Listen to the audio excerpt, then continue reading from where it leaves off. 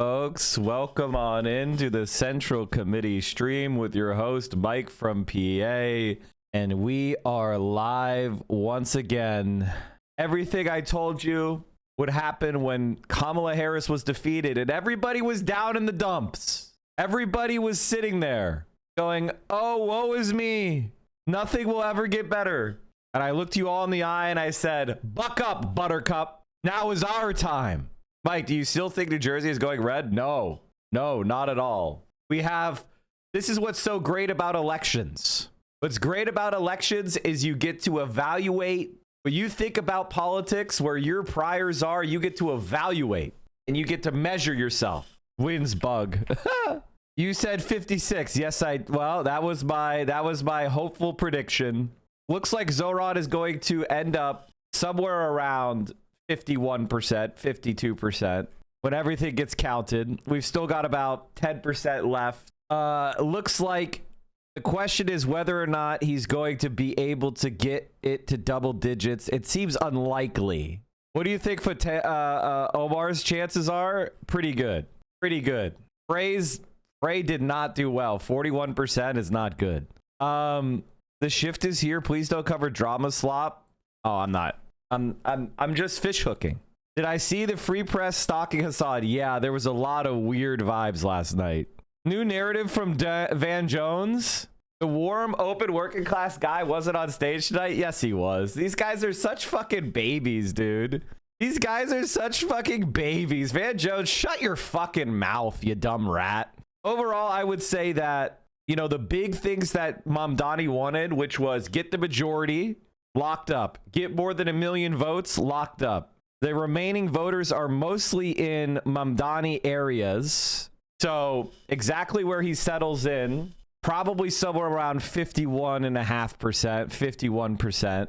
So bottom end of what I was hopeful on the range. I think the thing that I got wrong was a lot of Republicans went to Cuomo. This was not reflected in the polls.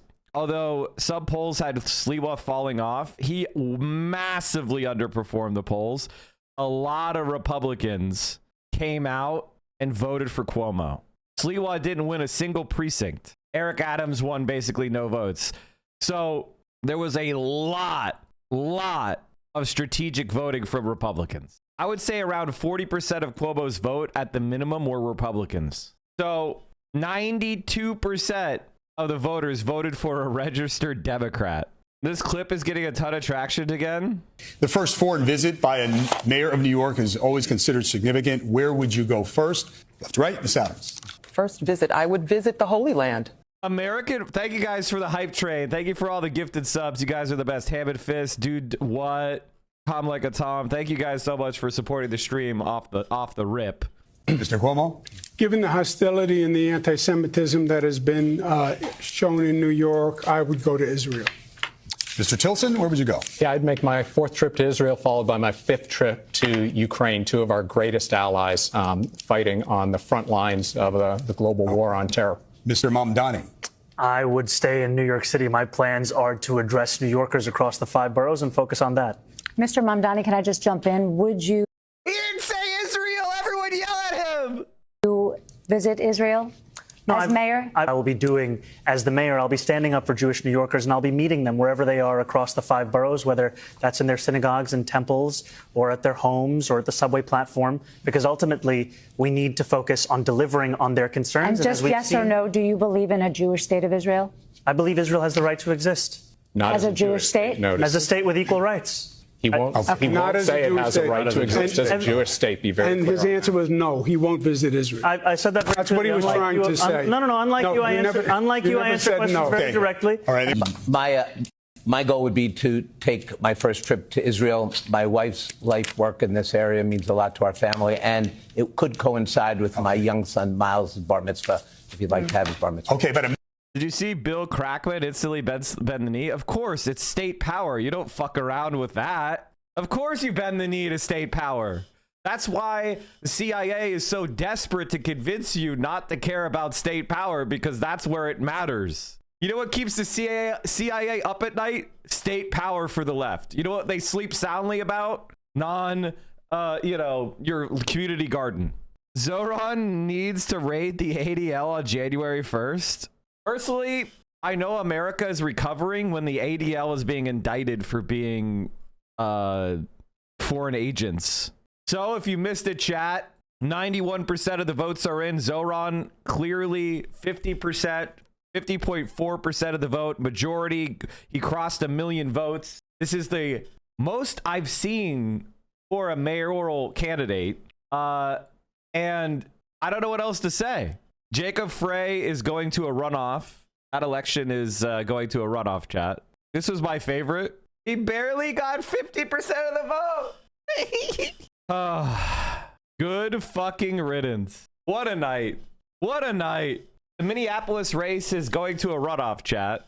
Your socialism with American characteristics tweet made a lot of people shit themselves with rage. Yeah, I know. It was very funny. That's why I posted it. Because it's obviously comical. Unless, let's start it off, chat, with... Have you ever purchased anything in a cannabis shop? And if so, what did you buy, Mr. Mamdani? I have. I have purchased marijuana at a legal cannabis shop. Okay. Mr. Cuomo? No. Mr. Sleeper? When I was shot 5 times, I've had Crohn's disease. I did use medical marijuana. Yes. I am black. I am gay. I am disabled. I am a woman. So there you have it. Don Piker telling Andrew Cuomo to suck his whole dick from the back. Everybody likes Curtis Lee. Sorry about that, chat. Disabled. I am a woman. Andrew Cuomo is a creep, slapping fannies and killing grannies. Everybody likes Curtis Lee.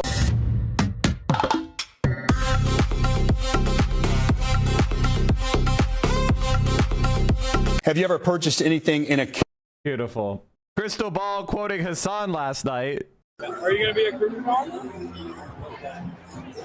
So there you have it. Don Piker telling Andrew Cuomo to suck his whole dick from the back, I believe was the quote specifically. Okay, I'll be there. I'll be a crystal. Are you going to be a crystal ball? Why is there still 9% left to count? It takes a long time to get to 100. It's asymptotic. Let's see what this looks like.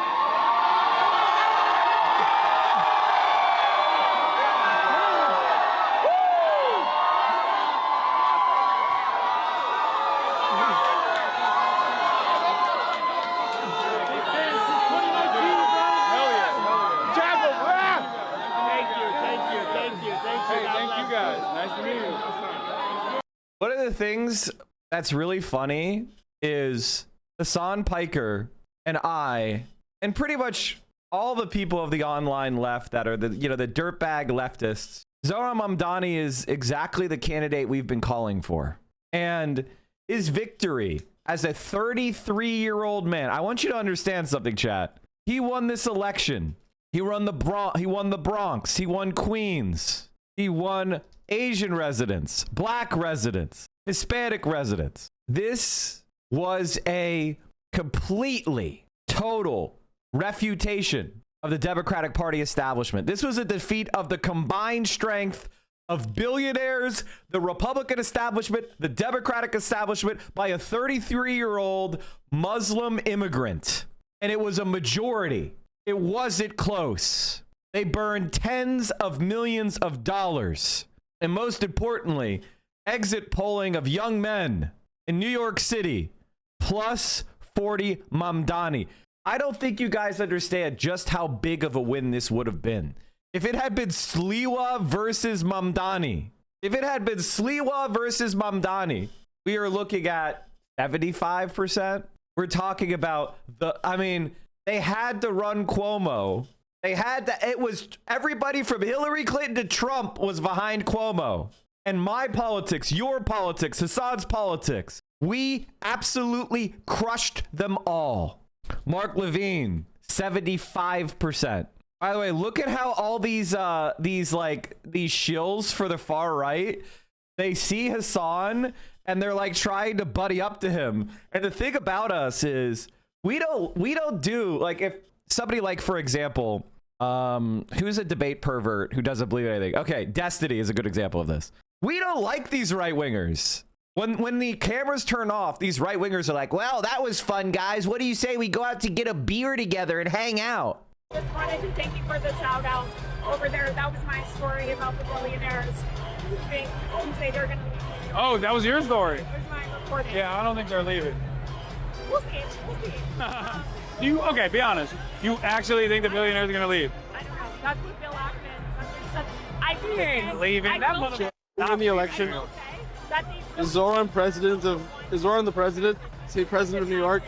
That's crazy. They've spent more money than they would get taxed at this point. So that's so strange. Hell yeah. What a fucking coward. Won't even stand behind the reporting. What fucking losers. New York a vu naître Zohran Zedong. Il œuvre pour le bonheur du peuple. Il est la grande étoile sauvant le peuple. Le président Zohran aime le peuple. Il est notre guide pour créer une Amérique nouvelle. Il nous montre la voie de l'avenir. Zohran Zedong est comme le soleil. Son éclat apporte partout la lumière.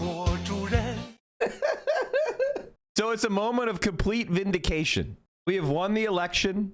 We crushed them. And the other thing I want to say, I'm going to say something that's going to surprise a lot of you, but it is objectively true.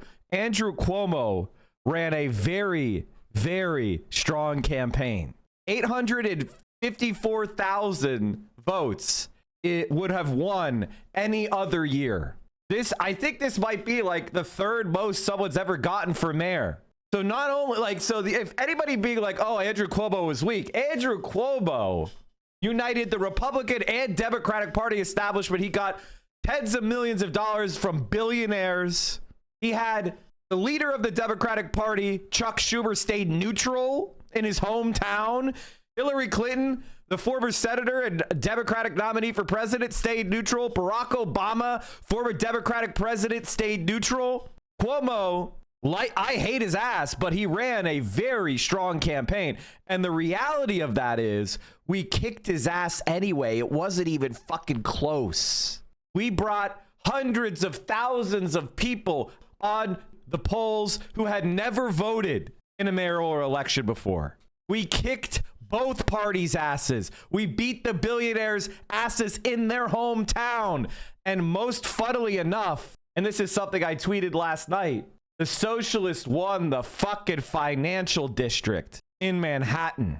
So when they're strolling around, the janitors, the housekeepers, the secretaries, the executive assistants, the people that work in the financial district and live in the financial district, they are voting for Zohran Mamdani.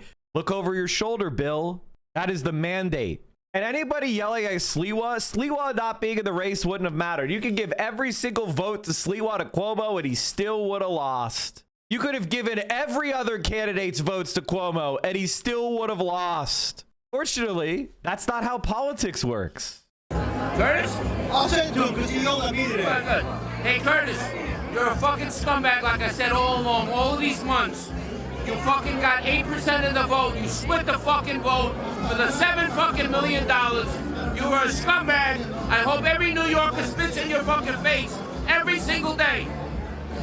You fucking sold out like fucking Judas sold out fucking Jesus for the 30 fucking coins of silver. Go fuck yourself. In what way did he sell out? Selling out would have been dropping out. Say what you want about Sliwa. He didn't sell out. You wanted him to sell out. He didn't. But it didn't matter. And this is what I think I got wrong about this election is that if you're like, Mike, what were you wrong about? The thing I was most wrong about was the amount of Republicans who voted for Cuomo. I didn't think Sliwa would fall off this hard. He massively underperformed his polls. So that, ladies and gentlemen, is surprising to me. And I wasn't surprised that almost no one voted for Adams because that's how it works. People don't vote for people that have dropped out. Like, they really actually don't do that. It's pretty rare. So getting 0.3% of the vote, that was fucking meaningless. Sliwa fell off a cliff. Morning Joe had Greenblatt on this morning. I will tell you, I've gotten so many calls from Jewish New Yorkers who are alarmed. Their kid was harassed in college. Their child was bullied in K through 12. They're sitting. Do you have any concerns or insights about Mamdani not attaining 56%? The answer is, quite frankly, Well, first of all, we need to see what the final result is. My range was 52 to 60. I think the thing that I would say is Cuomo performed better than I expected, but still far below what was necessary to make it a close race. So I would say that Cuomo performed better because Sliwa also underperformed what I expected. And overall, there may have been a little bit of... you have to understand the actual size of the electorate is so large. Numbers, swings that big, you know, polling errors that big in general elections don't tend to happen. So we may have gotten a little bit overexcited. So we'll see exactly where it ends up. I think we're going to end up at 51.2 or something, 51.5. So that'll be like half a point under my range, but it's still a pretty positive result. This is a really good result, by the way. I don't want you to think that, oh, this is under what you thought he was going to do, therefore that's bad. No, this is a really good result. This is a really good result. And I think a lot of Republicans came out. I think that what I was surprised about was the amount of Republicans that showed up. I think I was surprised at how many people showed up in places like Staten Island. I think turnout was higher in Staten Island than I thought it would be. And I was surprised by how many Republicans voted for Cuomo. I thought Staten Island was going to be closer, and it was not close at all. And so the Trump endorsement worked. Like that's the thing I would say is, like, I think people really underestimated the Trump endorsement. It mattered more than I thought it would among Republicans. Like they listened to Trump, they voted for Cuomo, and they showed up. The only reason Zohran won is because he was a generational talent. Breaking 1 million votes is insane. Trump at his breakfast with Senate Republicans in the White House state dining room. I thought we'd have a discussion after the press leaves about what last night represented and what we should do about it. And also, also the shutdown and how it relates to last night. I think if you read the pollsters, the shutdown was a big factor, negative for Republicans. If Sliwa had dropped out, it would have been very close. Period. It would have been close. I would say about half of Sliwa voters would have gone to Cuomo. Maybe 10% of them would have went to Mamdani, and the rest would have stayed home. So Zohran probably wins 52-ish, but it would have been closer. 48-52, a little bit something like that. He didn't spoil, but he helped make the gap bigger. On your marks, get set, Zo. Socialist Mamdani wins the race for mayor. I'm libbing out today, chat. This is libbing out. This is lib out day. This is good vibes day. So I expect the remaining votes. The remaining votes are mostly in areas that Mamdani won by quite a lot. So I do expect the margin to grow a little bit when all the votes are in. Also, provisional ballots, things like that are going to tend to be pro Mamdani. So I do expect his gap to increase a bit, maybe another 0.5%, another percent, maybe at the outside. Does this constitute a landslide? I would say that this is a strong mandate. Yes. What is going on? Who did his makeup tonight? You feel good. He's crushing it. It's his moment. Whoa. We need to hear this. What is your reaction? Well, I'll just give you the gimme. Tell us what you think about these results that are coming. Well, I congratulate all of the candidates. These are candidates like Mikey Sherrill and Abigail Spanberger, who, of course, I've served with in the United States Congress. They're incredible public servants. They've run great campaigns. On driving down. Oh, now he's showing a picture of and turning things around in the United States of America. There's this image of Mamdani's it's been a complete party, and he doesn't say a word about Mamdani. And the American people understand that. LOL. And Tapper's going to ask as soon. In Virginia, in New Jersey, in Pennsylvania, in Georgia, and in state and local the other states that I don't live down in. ballot all across America. Are you worried about Sharia law in New York City? From our point of view, we're going to How about the candidate that won your district in the primary by 12 points? We want to drive down the high cost of living. We want to fix our broken healthcare system. We want America to be the best version of herself. They can't just do this affordability thing. They have. It sounds like what the Republicans said last term. Of the people, by the people. It's about how you're going to do. To what President Trump had to say there, saying that the reason that Democrats had such a good night is because A, he wasn't on the ballot, and B, the government shut down. Well, Donald Trump and Republicans shut the government down and refused to reopen it. Donald Trump has spent the last 35 days more time on the golf course, more time talking to Hamas, and more time talking to the Chinese Communist Party than to Democrats on Capitol Hill who represent half the, and they continue to stubbornly refuse to address the healthcare crisis. Wartime talking to Hamas. Created. He's such a fucking weirdo, dude. Imagine doing, I mean, and by the way, anytime you see someone like constantly focusing on China as like an enemy, that's really anti-left dog whistles. If they're constantly focusing on how bad China is all the time. I think it's fair to say that my colleagues in the New York congressional delegation and I, we do not care about the Democratic Socialists of America. We're focused on defeating congressional Republicans in the midterms and making Hakeem Jeffries the Speaker of the House and reversing the catastrophic consequences of the Republican reconciliation bill. We could care less about Mickey Mouse primary challenges. Now let me ask. I think it's fair to say that my colleague. Bro, Cuomo just got his ass kicked. He got humiliated twice. You had the Republicans and the Democratic establishment and the billionaires, and you got fucking owned. You know, all this goes back, chat. You know, I'm sure we've talked about this a lot before, but all of this goes back to Bernie Sanders. Bernie Sanders winning a mayor's race in Burlington, Vermont by 10 votes. Bernie Sanders winning a race. Where the fuck? Why is this all like out of? Okay, it's by. Oh, Jesus Christ. It's by like date, but then it's also not by date. The fuck is wrong with this sorting? Okay, Jesus. Here we go. Bernie Sanders winning the mayoral race by 10 votes.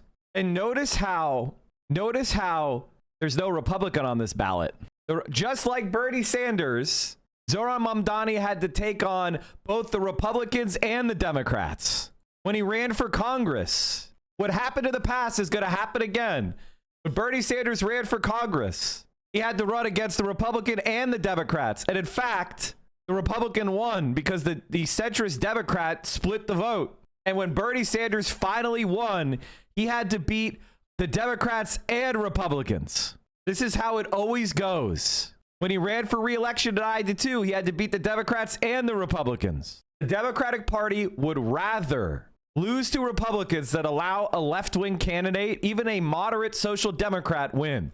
And I want you to understand something, chat. That's how it always is. And they hate when a left-wing candidate is even more popular.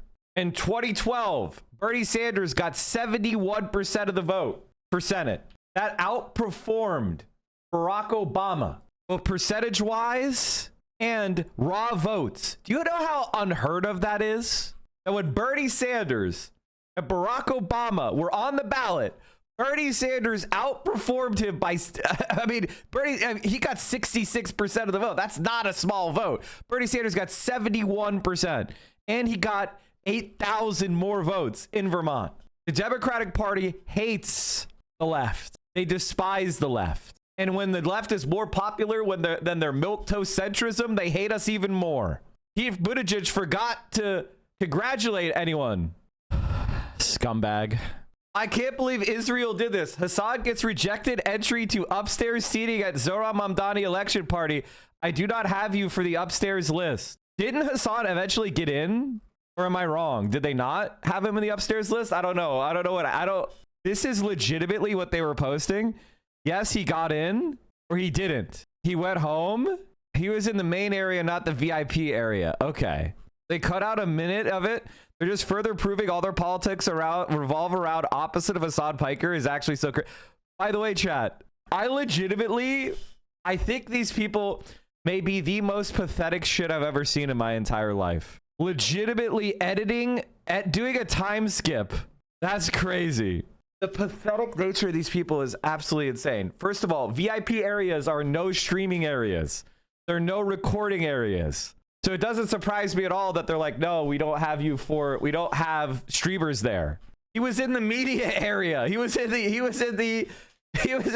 Like, what are you talking about? I don't know how you guys maintain your sanity with the nonstop smears because it's funny. Because literally AOC hunts him down to give him a hug. The next president of the United States. His personal friends was Hassan Piker. Like, you guys couldn't be more pathetic. Like, you honest to God could not be more pathetic and on your knees. And I think one of the things that is very kind of interesting about this is Destiny was out doing the Unfuck America tour with his Nazi girlfriend. And it could it have been more pathetic? Just for LSF, when Hassan gets involved with a candidate, they're at 1%. They become. This is the result. This is the result. A 33-year-old Muslim socialist wins mayor of New York City with 1 million votes, the most ever. When Destiny gets involved, Mark Gujgel, after cutting ties with controversial streamer Gujgel's staying in mayoral race. Stephen Bennell II, known as Destiny Online, has a controversial past, and Gujgel apologized for not doing his research. Now, Destiny, you will only ever be relevant insofar as you can try to smear me and Hassan. You are irrelevant. And guess what ended up happening in that race, chat? How do you think Destiny's endorsed candidate did in the mayor's race? He finished 5th out of 5. Less than 5% of the vote. 4,000 votes. This is the level of pathetic obsession we have. Hassan's candidate, 33-year-old Muslim socialist, largest city in America, dominating politics, started at 1% before he was on Hassan's stream. Destiny personally donates tens of thousands of dollars and in-person canvases for Mark Gujgel. First scandal hits, immediately gets ties cut, and the result is finishing 5th out of 5. You have no motion. You are irrelevant. Keep posting your edited clips on LSF and botting their likes. Pathetic. Also, if I were to ever run for office, yes, I wouldn't have to deal with Islamophobia. But yes, I would have to deal with motherfucking, oh, so one of your good friends said America deserved 9/11. Oh, so you support animal abuse, huh? It would be so annoying that I wouldn't want to run for office just because of how fucking annoying it would be. the congressional run where I will just be, everything will be overshadowed. Everything will be overshadowed by every single thing Hassan has ever said. I'm like, you know what? Forget about it. Okay. Chat. You're hearing Caroline say, oh, it would be overshadowed. Oh, it'd be so annoying. You don't understand how human psychology works. Caroline is considering it. It means she's reflecting on it. She's running it through the old noggin. The wheels are churning. The congressional run is one step closer. And of course, yes, it would be annoying. I'm not going to tell her she's not going to get attacked. I'm not going to tell her she's not going to have to deal with annoying, bullshit. She knows that's true. I would never tell her that's not true. Of course that's true. Yes, a lot of people would try to smear her with Hassan. That's true. But we just saw the effects of that in New York City. No one fucking cares. Also, it's LA. Nobody's crying about 9/11 in LA, okay? Like, Jesus Christ. Oh my God. This is insane. The amount of anxiety that has been lifted off my shoulders. Yeah, I was so fucking worried. I was so worried. I know the nerves are peaking from the call. It felt like February in Nevada, where you're like, oh my God, is this happening? And then you're like, oh no. Yeah, is it gonna happen? Yeah, so I'm so glad. I'm so glad it happened. But listen, you know this better than anybody else. The job is only beginning. Oh yeah, this is step 1. And look, people keep asking me like, what do you think? Oh, will he be able to get his agenda across? And I'm saying like, look, there are people like myself. We are ready to mobilize to make sure that we apply pressure where pressure is necessary in terms of showing up, in terms of being loud, in terms of making sure that people understand that there are uncompromising values here at play in terms of doing right by the working class. Like, I think it's very important that he succeeds. That's right. So that, I know it makes your job a lot easier as well as mine to be able to tell for you, your colleagues, to be like, no, it works, right? Because this is something I talked to Rashida about as well, where I was like, are politicians just like cynical, or are they stupid? Do they not see that these are like very popular policies? Yeah, but we have to prove that we can overcome all of the special interests and all of the money that will pile in. It's one thing to say that these issues are popular with voters, but it's another thing to say that they are popular enough and strong enough that they can withstand billions of dollars in ads and in what we, put against you. We stand up for that. Did you see this last night? We need more wine moms at our side. Here's the reality, chat. For us to win It's going to be a process of dismantling the Democratic Party establishment. There is no, they refuse. They want to put us on death ground. So be it. So fucking be it. Always. These are, people don't understand. They keep telling me like, oh, have you seen these ladies? And I'm like, have I seen these ladies? Our first fan. I ride for them. I'm a day one. Always. These are. I want you, like, I didn't give enough commentary on I didn't give enough commentary. Sorry, chat. I just thought it was really funny to make fun of this. Ladies and gentlemen, this is a presidential frontrunner coming up to our streamer at a victory party for New York City mayor, the most important municipal election, where we were one of the key catalysts of getting Mamdani off the ground. This is the reality that we're in. And I just want to say something to all the haters. You fucking dumb pieces of shit could have been part of this.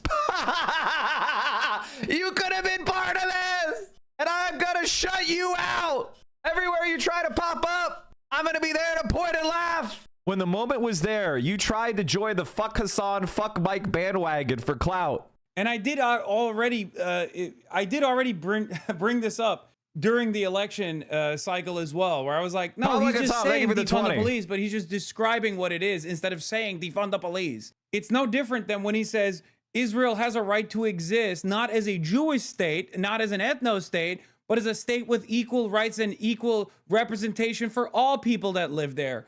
That is literally not a reversal from his previous position. That is a one-state solution. That is an anti-Zionist take. If you say Israel can only exist with equal rights for all, that's anti-Zionism. If you say I'm gonna not decrease the I'm gonna keep the New York City budget the same, that's a cut, dummy. That's how Republicans have cut the budget of the government for the last 30 years. They say, oh, we're not going to cut, funding for universities. We'll just keep it flat. And then after 10 years of inflation, the power of compound interest makes that a cut. It's how you cut, by tricking people. It's the oldest trick in the book. So if somebody's like, oh, man, he doesn't want to, he's defunding the cops. He's literally doing it. He's just using their tricks. He's using conservative dog whistles against them.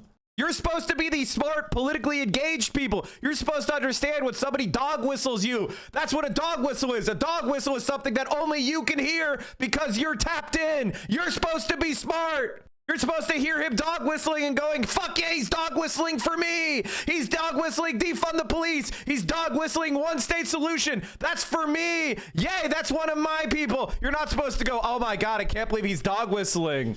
That's a side he's betraying me. No, you dumb piece of shit. He's saying, I'm going to defund the police. He's saying, I'm going to arrest Netanyahu. He says, I don't think Israel has a right to exist. But he's saying it in a way that normies will hear and go, you know, that makes sense to me. You're fucking stupid. You're worthless. You could only... So now, the new position of these people is, not only do you have to support my position, you have to argue it in a way that is the least persuasive way possible. It doesn't matter. You are no different than a liberal. You're no different than a liberal. I don't care what you actually believe. I care about what you say. I don't care about what you do. I care about how you say it. You have to sell it in the most crusty, anarchist, online, book club, Marxist way. You can't sell it in a way normies are going to hear and like. Are you stupid? Like, this is one of those things where it's like, I am not a messaging guy. I'm a policy guy. So when Zohran says Israel has a right to exist as long as it's a state with equal rights, he's saying to everybody, the Jewish supremacist Zionist state of Israel is illegal, and I don't support its right to exist. But he's saying it in a way that focuses on the injustices of what Israel is. It doesn't fall into their traps. He's putting a trap out for them. Now they have to say why that's wrong. How do they say why that's wrong, chat? They have to say how, oh no, Arabs shouldn't have equal rights. Now every normie is like, whoa, that's fucking racist. Now the Israelis have to do some fucking convoluted explanation of the nature of Israel, which is putting them on a position where they lose. Don't you understand how this works, you dumb, crusty fuck? Jesus Christ. If he was saying, I support Israel as a Zionist state, well, then I'd be yelling at him. But he's not saying that. What is wrong with you? Just read between the fucking lines. Some of you guys are such dullards, bro. I swear to God. He's just reframing his position in a way that is more appropriate for liberal consciousness and liberal audiences. He's literally promising he won't reduce their budget at all or reduce their workforce at all. That's very clear. No, he's saying he's going to keep the same headcount and actually reduce their workload by hiring social workers. What do you mean? Now, will he actually follow through on that promise? I don't know. Because the most annoying aspect of this has been that he's going to keep on Tish, the current police commissioner. That is the actual problem here. As far as like, if you're going to be fair in your criticism, understand that. That is the most worrisome thing that he has said around NYPD and policing in general. Clear this, some of y'all. No, Cinemarxism knows what fucking defunding the police means. Are you kidding me? He is. No, he's by the way, chat. No. Sometimes I have disagreement. No, Cinemarxism is not a defund the police guy. He's an abolish the police guy. Okay? I'm sorry, but that's just not a policy that has majority support. So there is no position that you could take that he will support. This was Cinemarxism, and I lovingly call him crusty and an anarchist, but he knows better than anybody else what defund the police means. Okay? Get out of here. He's literally out there on the fucking streets every goddamn day in his local communities doing the actual work that we talk about on here, okay? I'm sorry, but if the grand total of your effort is to come in and try to poo-poo one of the most significant electoral victories a socialist has ever had in the history of the United States of America, well, we're fighting every Zionist and every billionaire. I don't care about your part-time, like, crusty work. I'm sorry, you're literally just wasting everybody's time by creating horrible vibes. What you should do is you should take people that are happy about Zohran and then plug them into real work. Use it as a pipeline into doing your work instead of saying, hey, if you do real work, you have to hate Zohran. That is chasing people away. And I'm sorry, one person showing up once in a while, cutting off the pipeline of new people, that is tyranny of the annoying. We need to have, this is why leadership and understanding it is important. Morale is key. If you're constantly shitting on everyone's morale, if you could never take a W, if you turn every win into an L, if you disdain all allies, if you disdain all popular fronts, if you disdain every single reform as worthless, you will have nothing but a book club. And I'm not about that shit. Put some respect on it. I might disagree with him from time to time, but it doesn't matter. I'm disagreeing with him right now, but it doesn't matter. The reason why I'm disagreeing with him is because, you know, I don't like to ruin people's careers. I don't like to go behind people's backs and do relational aggression. When I criticize people, I do it publicly. I'm not fake, which means that I don't go around and trash people.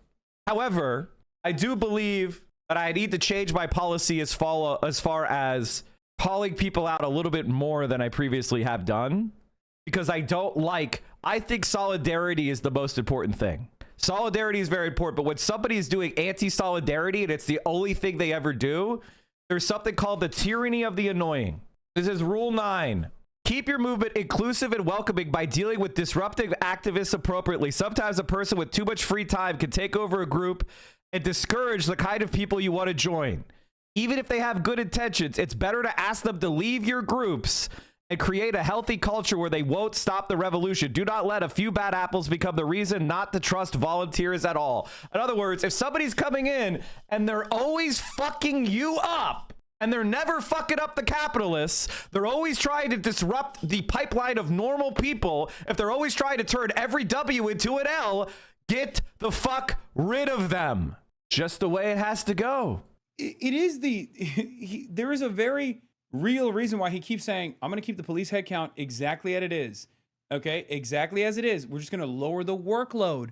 We're just going to lower the workload so the cops aren't the ones responding to all fucking calls. That is what it is. That's what this is. That's what defunding the police is. It's about restructuring the pre-existing pre-existing spending vehicles in a way that is asymptomatic. That's leading to better opportunities. Asymptomatic, because that's not what better, it is. Better ways of dealing with asymptotic. People experiencing mental health episodes and shit like that. What I said. So most of the chat bashes the chatter until you let him tell him not to. Kind of corny. First of all, most of the chat, well, we have 60,000 people in here, so maybe not every single person is aware of Cinemarxism. This is how it is when we have 30,000 people in here as well. I hope he wins, of course, but there's no triangulation that ever will get the NYPD on their side. Yes, I know he knows that. Come on. We all know that. He knows it too. I think he's trying to avoid assassination. And I don't mean character assassination. I mean literal assassination. He's also trying to avoid a blue flu, a mutiny. You think if he goes into office and the new NYPD mutinies, you think Donald Trump is gonna say, I'm sorry, NYPD guys, that is your elected mayor. You guys you are armed stewards of the state. And so in order for us to have a healthy democracy, you must bow down to your civilian overlords. You think Donald Trump is going to step up? You think Kathy Hochul is going to step up and go, the NYPD is mutinous? Think that's what's going to happen? He needs to get in there and install his leaders and his reformers in positions of power. There has to be a little bit of subtlety. A lot of people believe that victory is achieved by the stridency of your opinion. That is not the case. Many strident and believing anarchists and communists have been executed. And Marx did not do a divine intervention and steer the bullets away from their chests. Jesus. All right, that's enough with annoying wreckers. Let's move on. This looks like...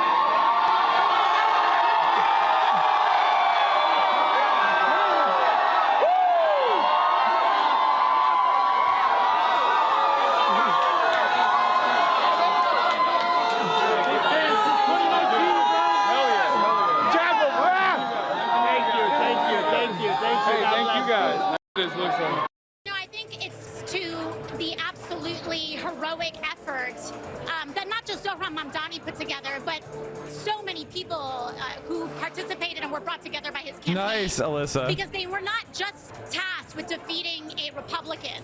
They were also tasked with defeating the old guard of the Democratic Party that essentially led us to many of the perils of this moment. So he had a two-front war to win, which is what makes his victory so deeply impressive.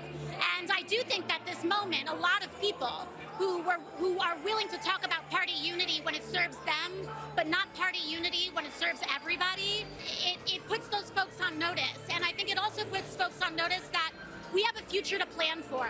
We have a future to fight for. And we're either going to do that together or you're going to be left behind. And I think that, well, you know, I think it's to...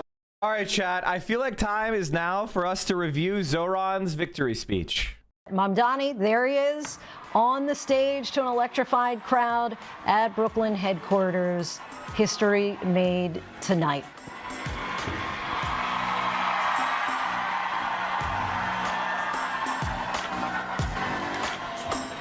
What's this? There's no way. There's no way. This isn't real. This is not real. This is AI. AI, there's no way. There's no day one. This has to be fake. And Take On Me was playing. This music is not added.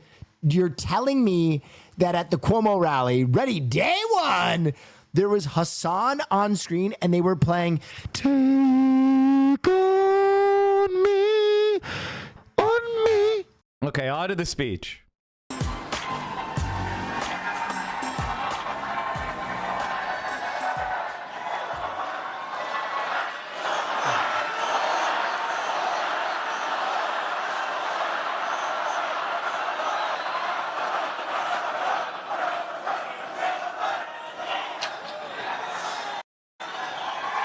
Thank you, my friends.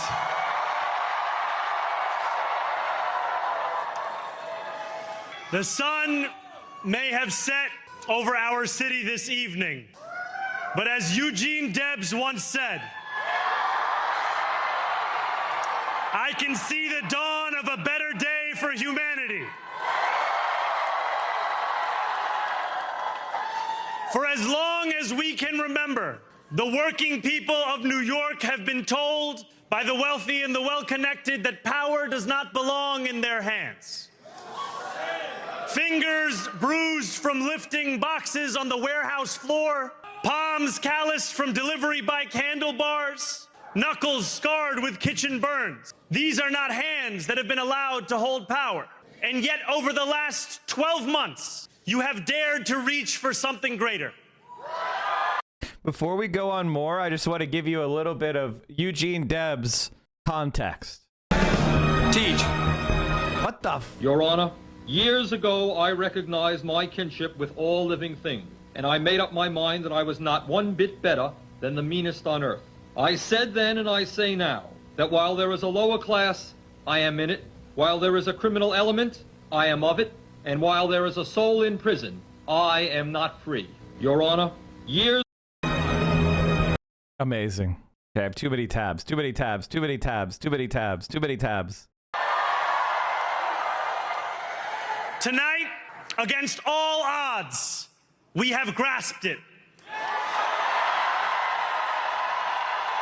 The future is in our hands. My friends, we have toppled a political dynasty.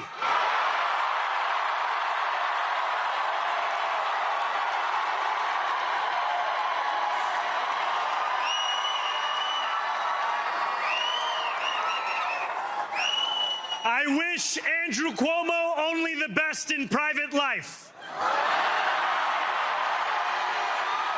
But let tonight be the final time I utter his name as we turn the page on a politics that abandons the many and answers only to the few.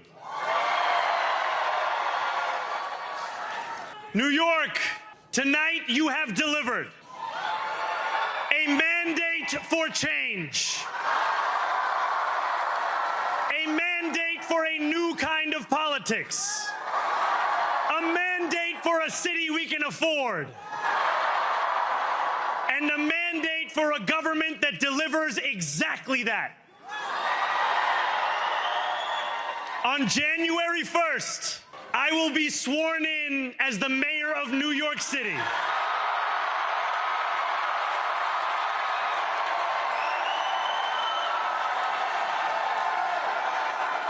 And that is because of you.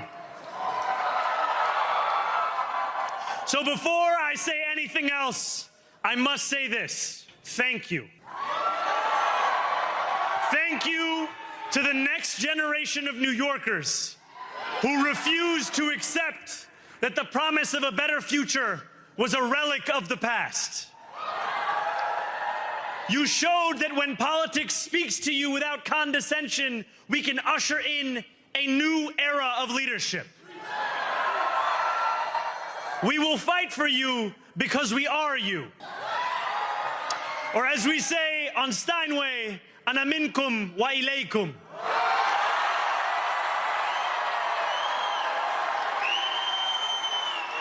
Thank you to those so often forgotten by the politics of our city who made this movement their own. I speak of Yemeni bodega owners and Mexican abuelas, Senegalese taxi drivers and Uzbek nurses, Trinidadian line cooks and Ethiopian aunties. Yes, aunties. To every New Yorker in Kensington and Midwood and Hunts Point, know this. This city is your city, and this democracy is yours too. This campaign is about people like Wesley, an $11.99 organizer I met outside of Elmhurst Hospital on Thursday night. A New Yorker who lives elsewhere, who commutes 2 hours each way from Pennsylvania because rent is too expensive in this city. It's about people like the woman I met on the BX33 years ago, who said to me, I used to love New York, but now it's just where I live. And it's about people like Richard, the taxi driver I went on a 15-day hunger strike with outside of City Hall. who still has to drive his cab 7 days a week. My brother, we are in City Hall now.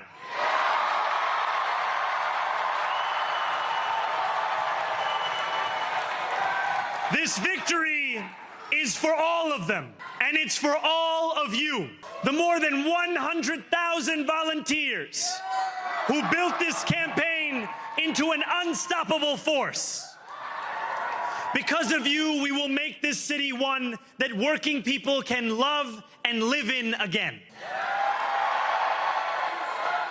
With every door knocked, every petition signature earned, and every hard-earned conversation, you eroded the cynicism that has come to define our politics.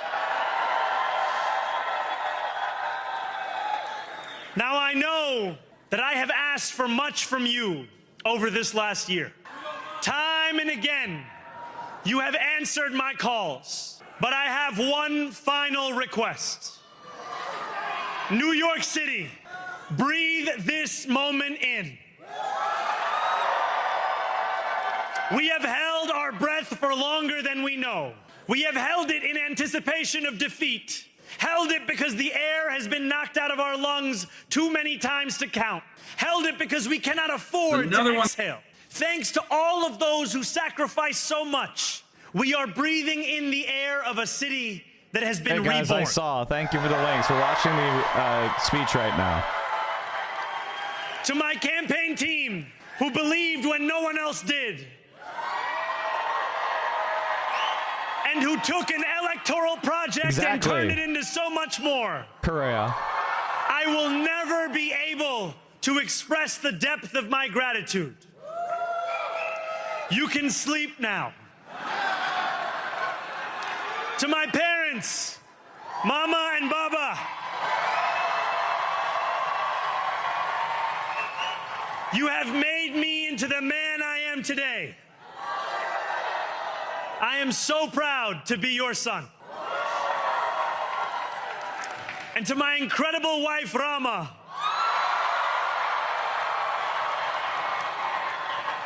Hayati, there is no one I would rather have by my side in this moment and in every moment.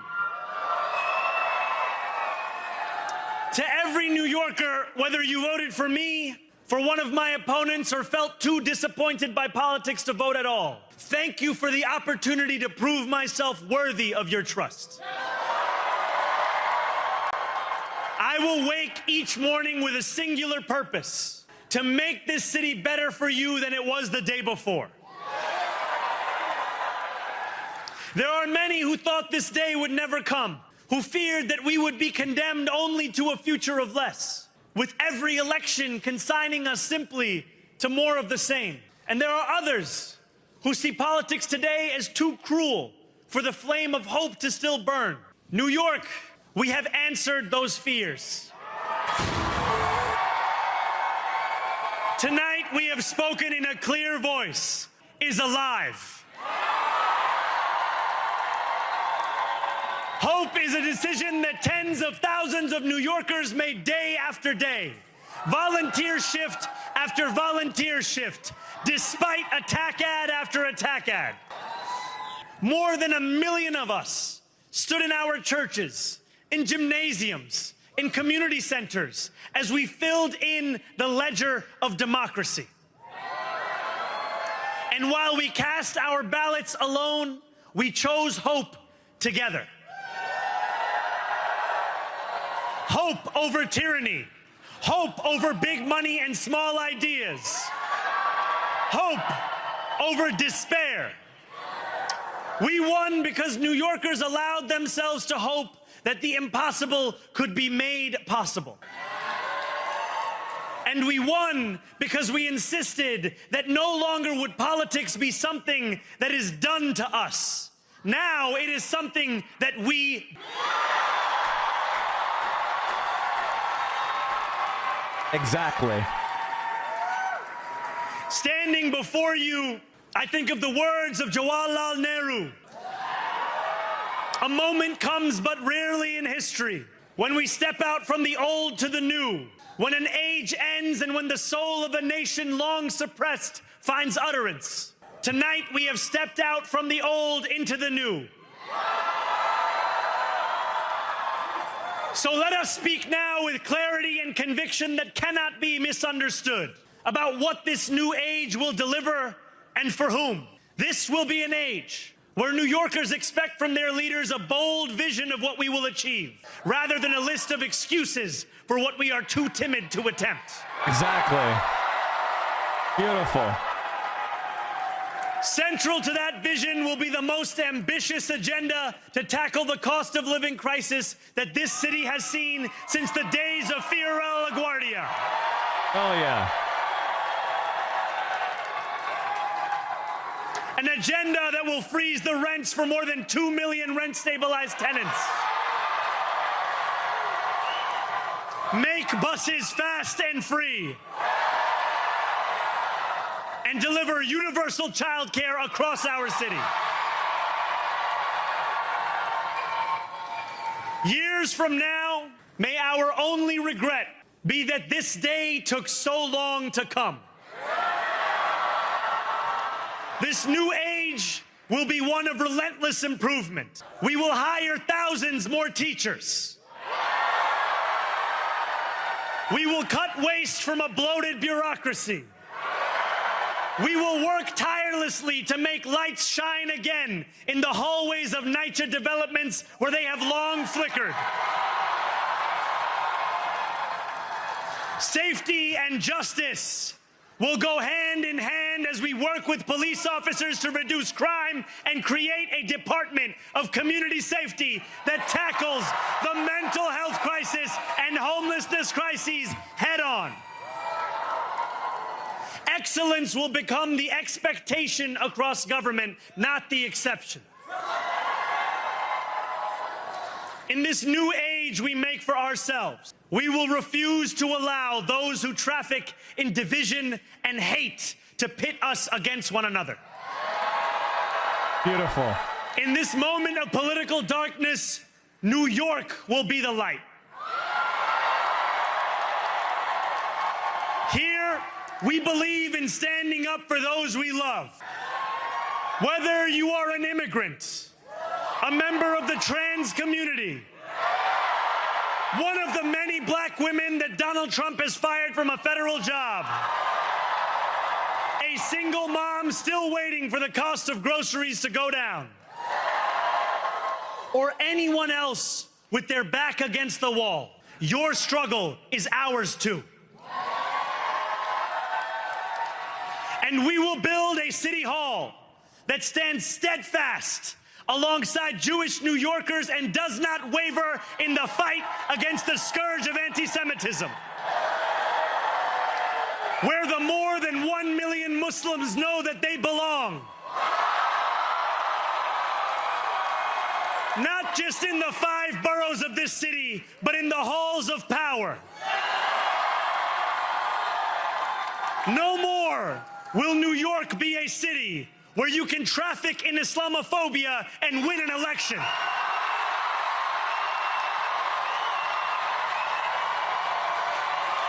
One of the things that I wanna pause and just say before we get too far away from it is that Zohran is an actual socialist leader. One of the things that can happen in the progressive politics is that you get this kind of bureaucratic corruption where a politician just becomes kind of the representative of the bureaucratic class and does nothing to really hold them accountable for performance and kind of just doles out no-show jobs, hands out money and raises, increases headcount, but there's not a focus on actual performance.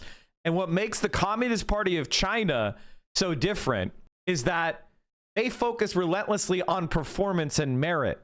So getting into the bureaucracy has privileges. It is a good, it's a nice job or whatever, but you're expected to perform. And what I'm hearing from Zohran and what makes me so excited about him is that he wants to cut so much of the like public-private partnership grifter shit. Like he's getting rid of so many of the the centrist Democrat ways they steal money. Like they spent billions of dollars on the homelessness crisis in California and they've produced almost no housing. with that money. It goes to the homeless nonprofits that gets, chaired by a former centrist, Democrat corrupt official, and they get paid $400,000 a year and they don't do anything with it. And it's just a big organization that just sucks up money and hires every politician's cousin. Zohran looks at that and he says, we should get rid of all that shit. He wants to have the government actually focused on outcomes and performance and getting rid of those public-private partnerships and those meaningless consultants, and bring a lot more of that work being done by professional, employees of the city, and those city employees be held accountable for performance. Like, he actually wants to build a government that works. This is what you see in places like Norway. It's what you see in China, is that there is a relentless focus on eliminating petty corruption. And sometimes corruption is taking bribes, but sometimes corruption is just not doing your job as a government employee. That's a form of corruption as well. And so eliminating corruption, focusing on merit, focusing on getting your job done. Like, this is like actual socialist shit, not just this kind of like slimy progressivism. Focuses on increasing budgets, but not on performance. He is an actual good government socialist. And that, ladies and gentlemen, is the only way we can win. Sometimes I get worried when we're kind of working with progressive politicians, is a lot of them are those bureaucratic, slimy people. A lot of the Warrenites are of this type, where it's more about the interests of the class of bureaucrats rather than using bureaucrats for the effective governance. And that's where a lot of bloat and corruption happens, especially in blue states. So to see that Zohran is focused not just on like, yeah, we need to spend more money, but also the money we do spend is actually being spent effectively. That's what makes me think he's going to be a really successful leader. I see in him a kind of iron rod that doesn't tolerate corruption. And that is what we need more than anything. This new age will be defined by a competence and a compassion that have too long been placed at odds with one another. We will prove that there is no problem too large for government to solve and no concern too small for it to care about. For years, those in City Hall have only helped those who can help them. But on January 1st, we will usher in a city government that helps everyone. I know, guys. I know. I told you. I know we that are many watching the fucking victory speech. You don't have to send me links that are to videos that are completely off topic. We're watching the victory speech. Thank you. Please stop. Thank you. Heard our message only through the prism of misinformation. Tens of millions of dollars have been spent to redefine reality and to convince our neighbors that this new age is something that should frighten them. As has so often occurred, the billionaire class has sought to convince those making $30 an hour that their enemies are those earning $20 an hour. They want the people to fight amongst ourselves so that we remain distracted from the work of remaking a long broken system. We refuse to let them dictate the rules of the game anymore. They can play by the same rules as the rest of us. Together, we will usher in a generation of change. And if we embrace this brave new course, rather than fleeing from it, we can respond to oligarchy and authoritarianism with the strength it fears, not the appeasement it craves. After all, if anyone is how to defeat him, it is the city that gave rise to him.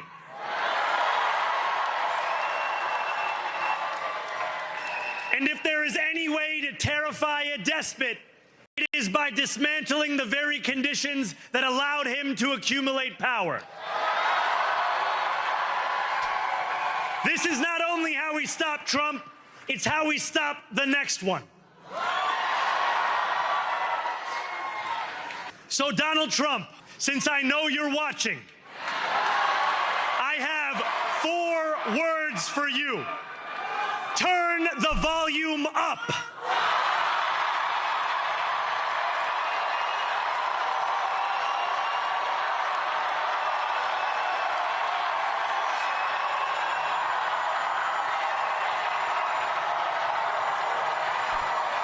One of the things about Zohran, and I think this is a very important message that I saw Hassan saying, and it's something that I've been saying for years as well, is that part of what will make the left successful is we have to be the party of the anti-Republican.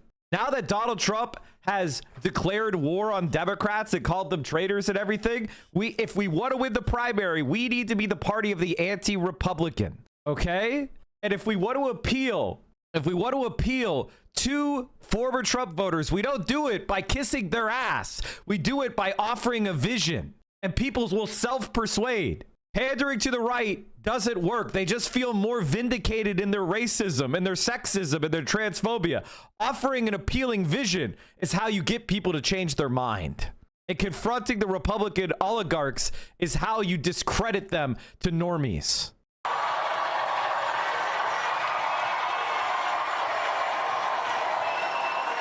We will hold bad landlords to account because the Donald Trumps of our city have grown far too comfortable taking advantage of their tenants. We will put an end to the culture of corruption that has allowed billionaires like Trump to evade taxation and exploit tax breaks.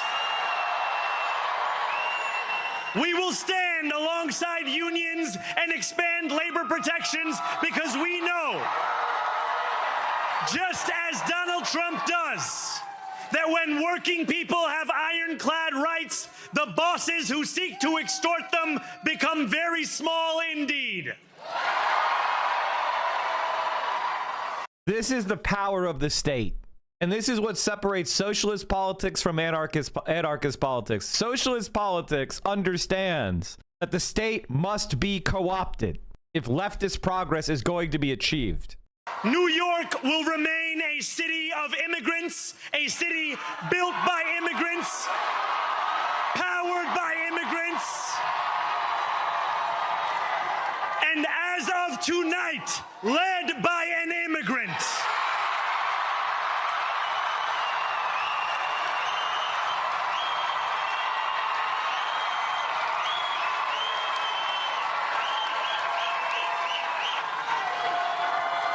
So hear me, President Trump, when I say this.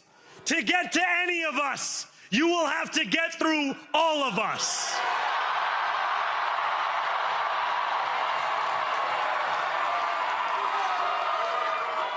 When we enter City Hall in 58 days, expectations will be high. We will meet them. A great New Yorker once said that while you campaign in poetry, you govern in prose. If that must be true, let the prose we write still rhyme, and let us build a shining city for all. Okay, I have to say, for me, I don't feel like that line hit too hard because he was quoting Mario Cuomo, and honestly, fuck Mario.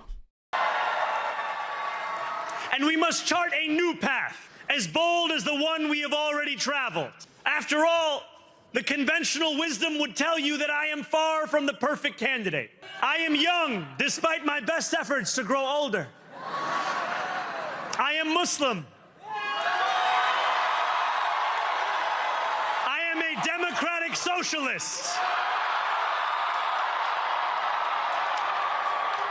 And most damning of all, I refuse to apologize for any of this. And yet, if tonight teaches us anything, it is that convention has held us back. We have bowed at the altar of caution, and we have paid a mighty price.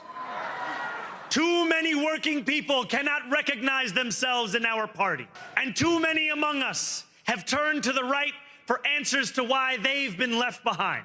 We will leave mediocrity in our past.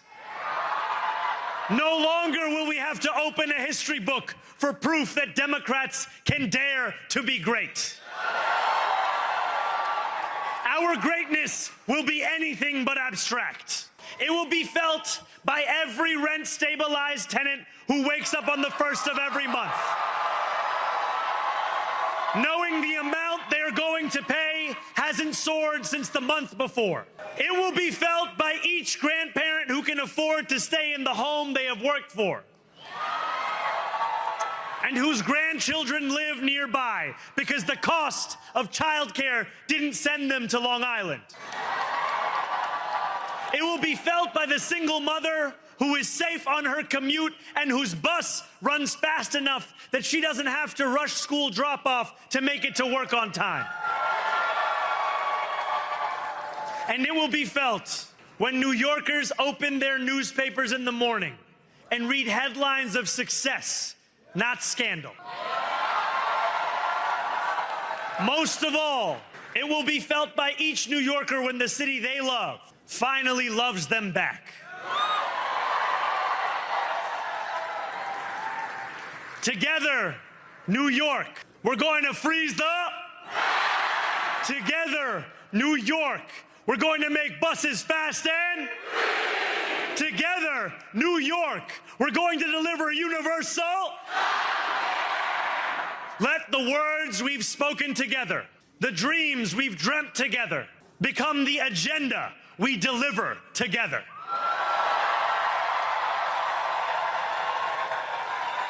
New York, this power, it's yours. This city belongs to you. Thank you.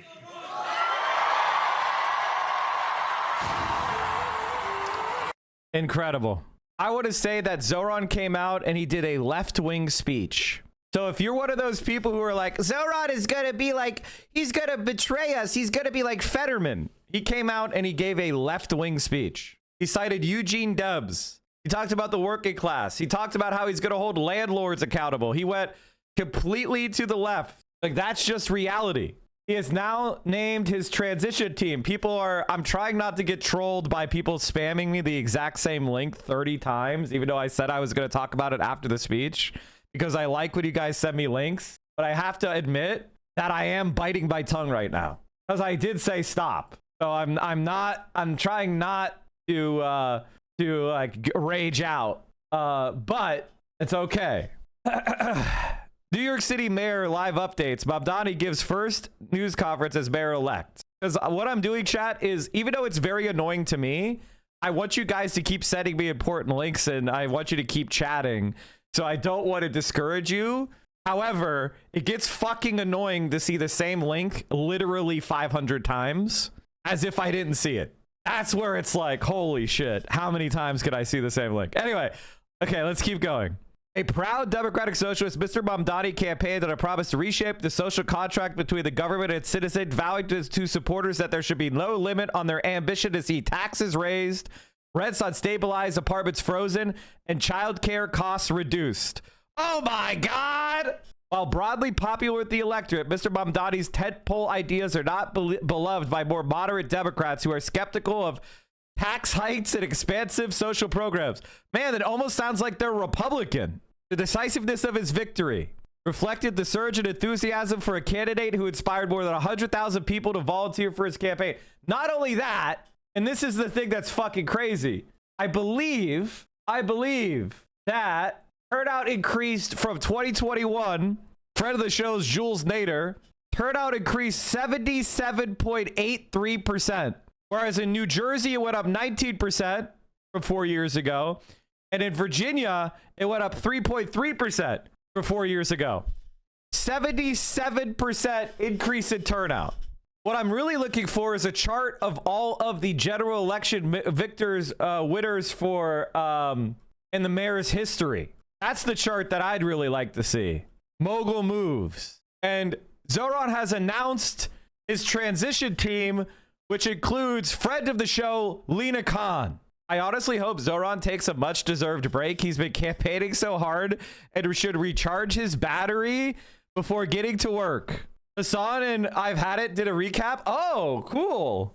Are they still live or did they go off? So they did a quick live. All right, sweet. Check it out. All right, cool. I'm all connected. I believe we have a hungover, dehydration, very happy boy situation, and Marsh is going to help him get connected. But I'm so excited about what has happened. I went to the Mamdani victory party last night.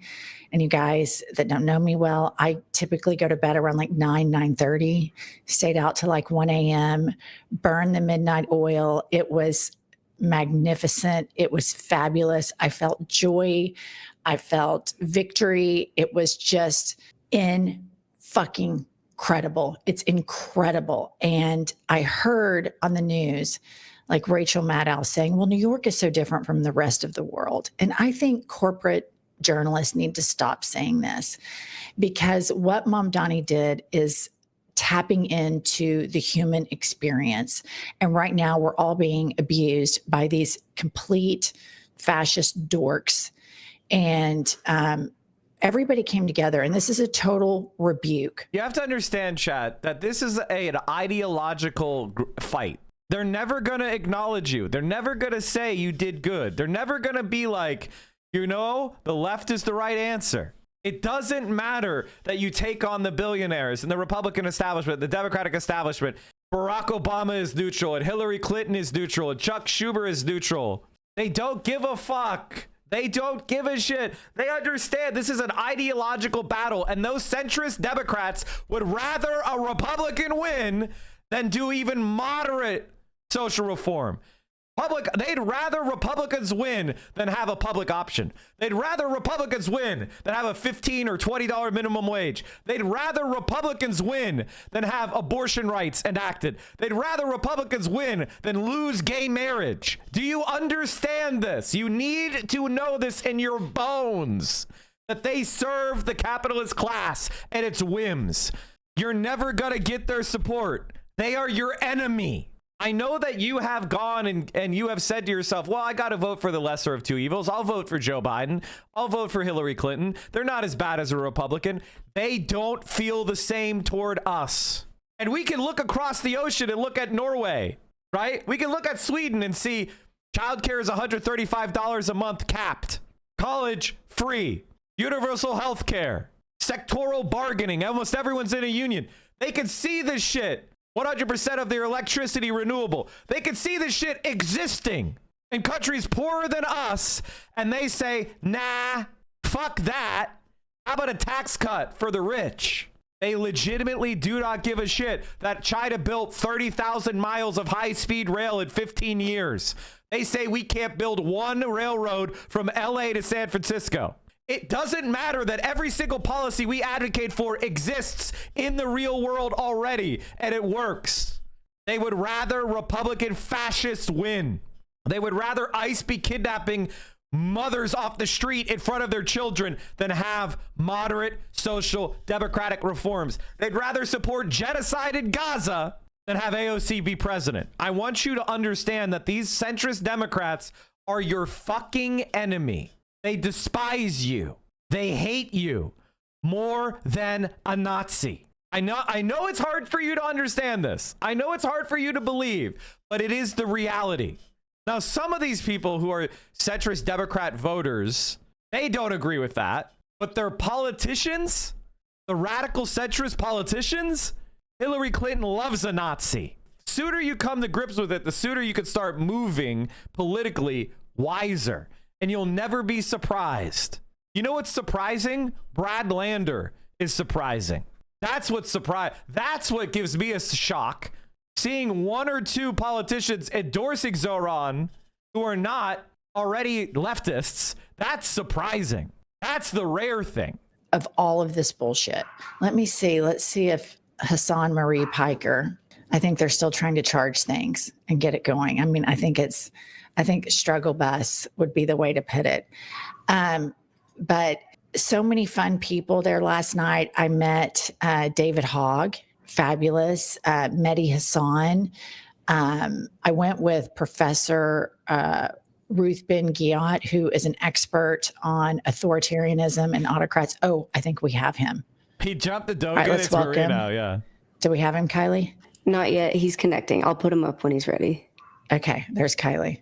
I thought it said, so I saw Hassan, I saw Marsh, and we were all just so excited. And it was just like, it felt so good to feel that human connection and to win in the face of all of the shit that they're doing and acting like they are so popular, the MAGA regime. And they're not. They're just simply not. Nobody likes them except for the crazy Bible thumpers. And okay, let's see. Is he here? No. I mean, I think Hassan Marie Piker is, I think we're talking about a major hungover situation here. That's what I think. When I saw him last night, I noticed he was drinking a whiskey neat. It was a cup with just straight up whiskey in it, no ice in it. So you can imagine how he feels. Oh, somebody's asking if you can see Tubby and Cha-Cha. They're across the street at doggy daycare, but I will have them back on later. I was thinking about having Hassan babysit them later just to get all of the people who think they know about Hassan riled up, because I love my dogs more than anything on the planet, as Hassan does his. Somebody says we were all New Yorkers last night, and it's so true. A lot of my friends in Oklahoma City, you guys were texting me saying we needed this. And so what happens in big cities like New York, it permeates all over the country because it reminds everybody of our connectedness. So this narrative that New York is different from the rest of the country is just bullshit, and I reject it entirely on its face. Yet Cuomo, he's a complete nut. I want to ask Hassan about all of that. Thank you. Somebody says I look fresh as a daisy. I don't drink alcohol anymore. So, I'm one of those annoying people the next morning that doesn't have to go on an apology tour. Listen. I believe that alcohol, you should give yourself one night a month where you let yourself get a little bit sloshed. When you're doing it more than that, once you hit 30, it's really going to fuck you up. I don't think any alcohol is good for you. I think alcohol is actually legitimately really bad for you. Like, there's no safe amount. I think once a month, your body can mostly recover from that. More than that, I mean, I used to drink like multiple times a week when I was young. Now I don't drink. I mean, I'm not a non-drinker, but I keep it pretty infrequent. Only socially, never at home. That's kind of my rule. Although, again, if I'm hosting people, then I'll make some drinks. But like literally, I think you should try to stay away from drinking too much. It's bad for you. I remember those days when you would just drink and then you wake up the next day and you'd be like, oh, fuck, how many people do I have to apologize to this morning? It wasn't a shot collar. You guys, I've been to Hassan's stream. I've had the collar in my hand.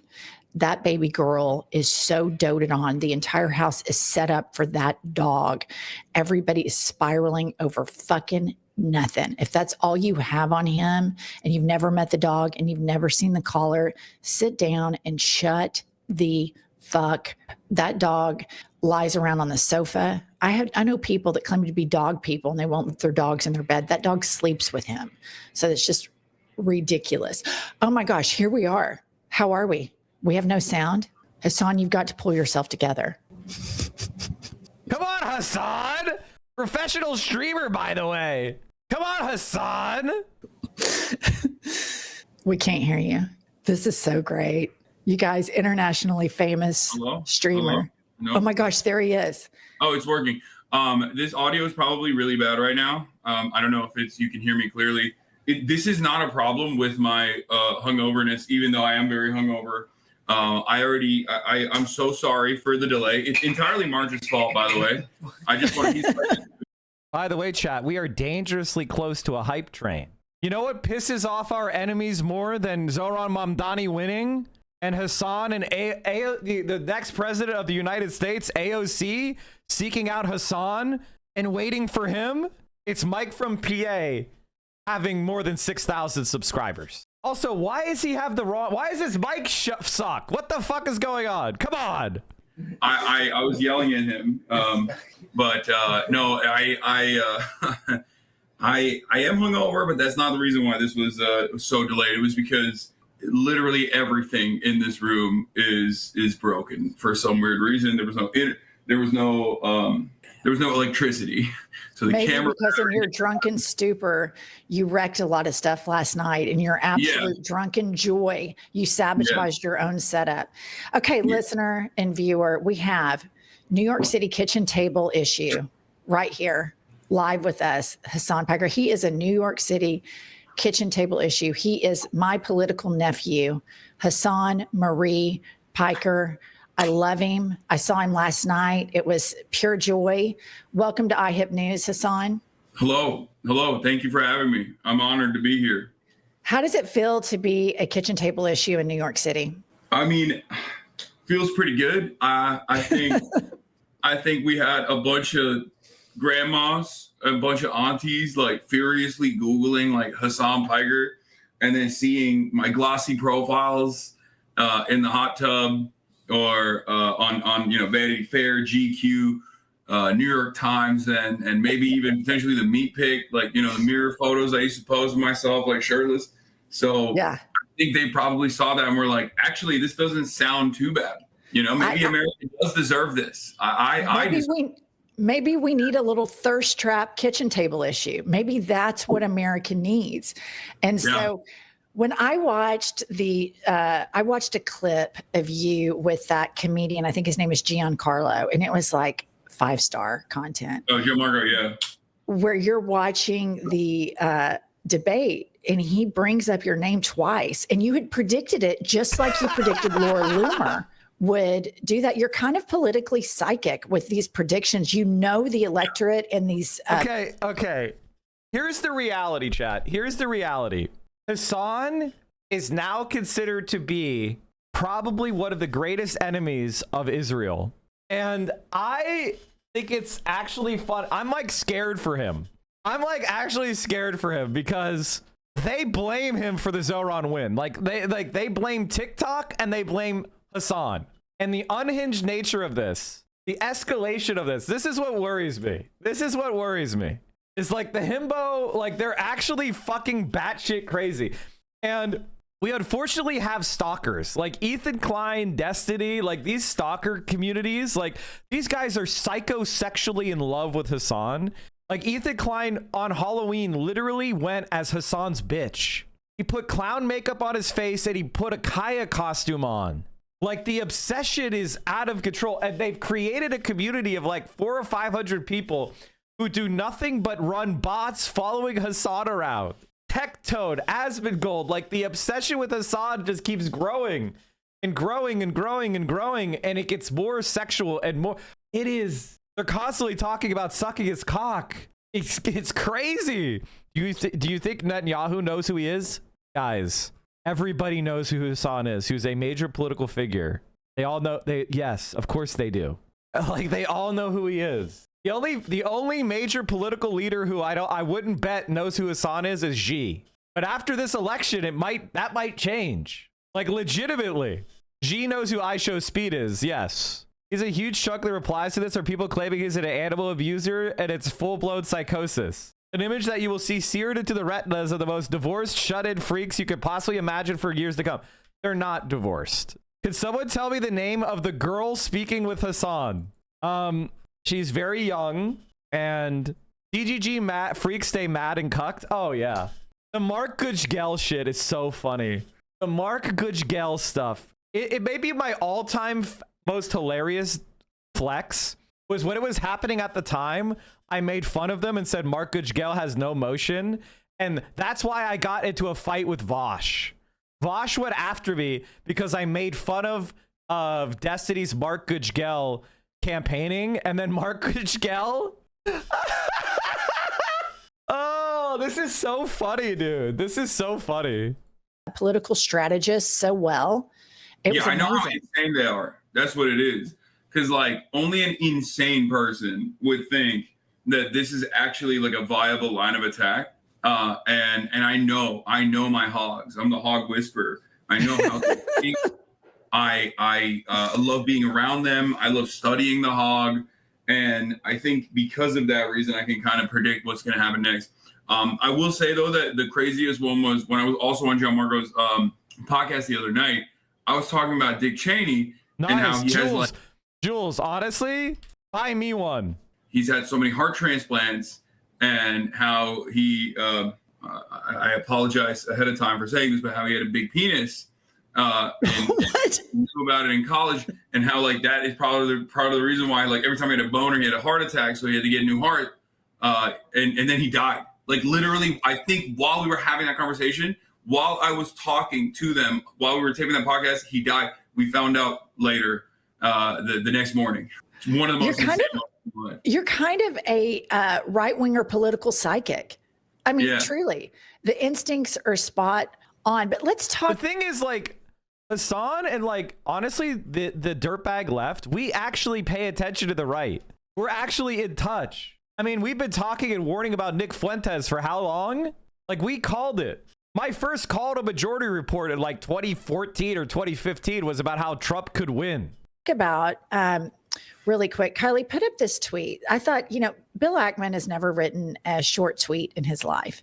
And this came across my feed this morning. And this is the guy who's stage 5 meltdown, scared to death of paying 2% more in taxes, AKA huge Islamophobe. And here he is at Zohran K. Mamdani.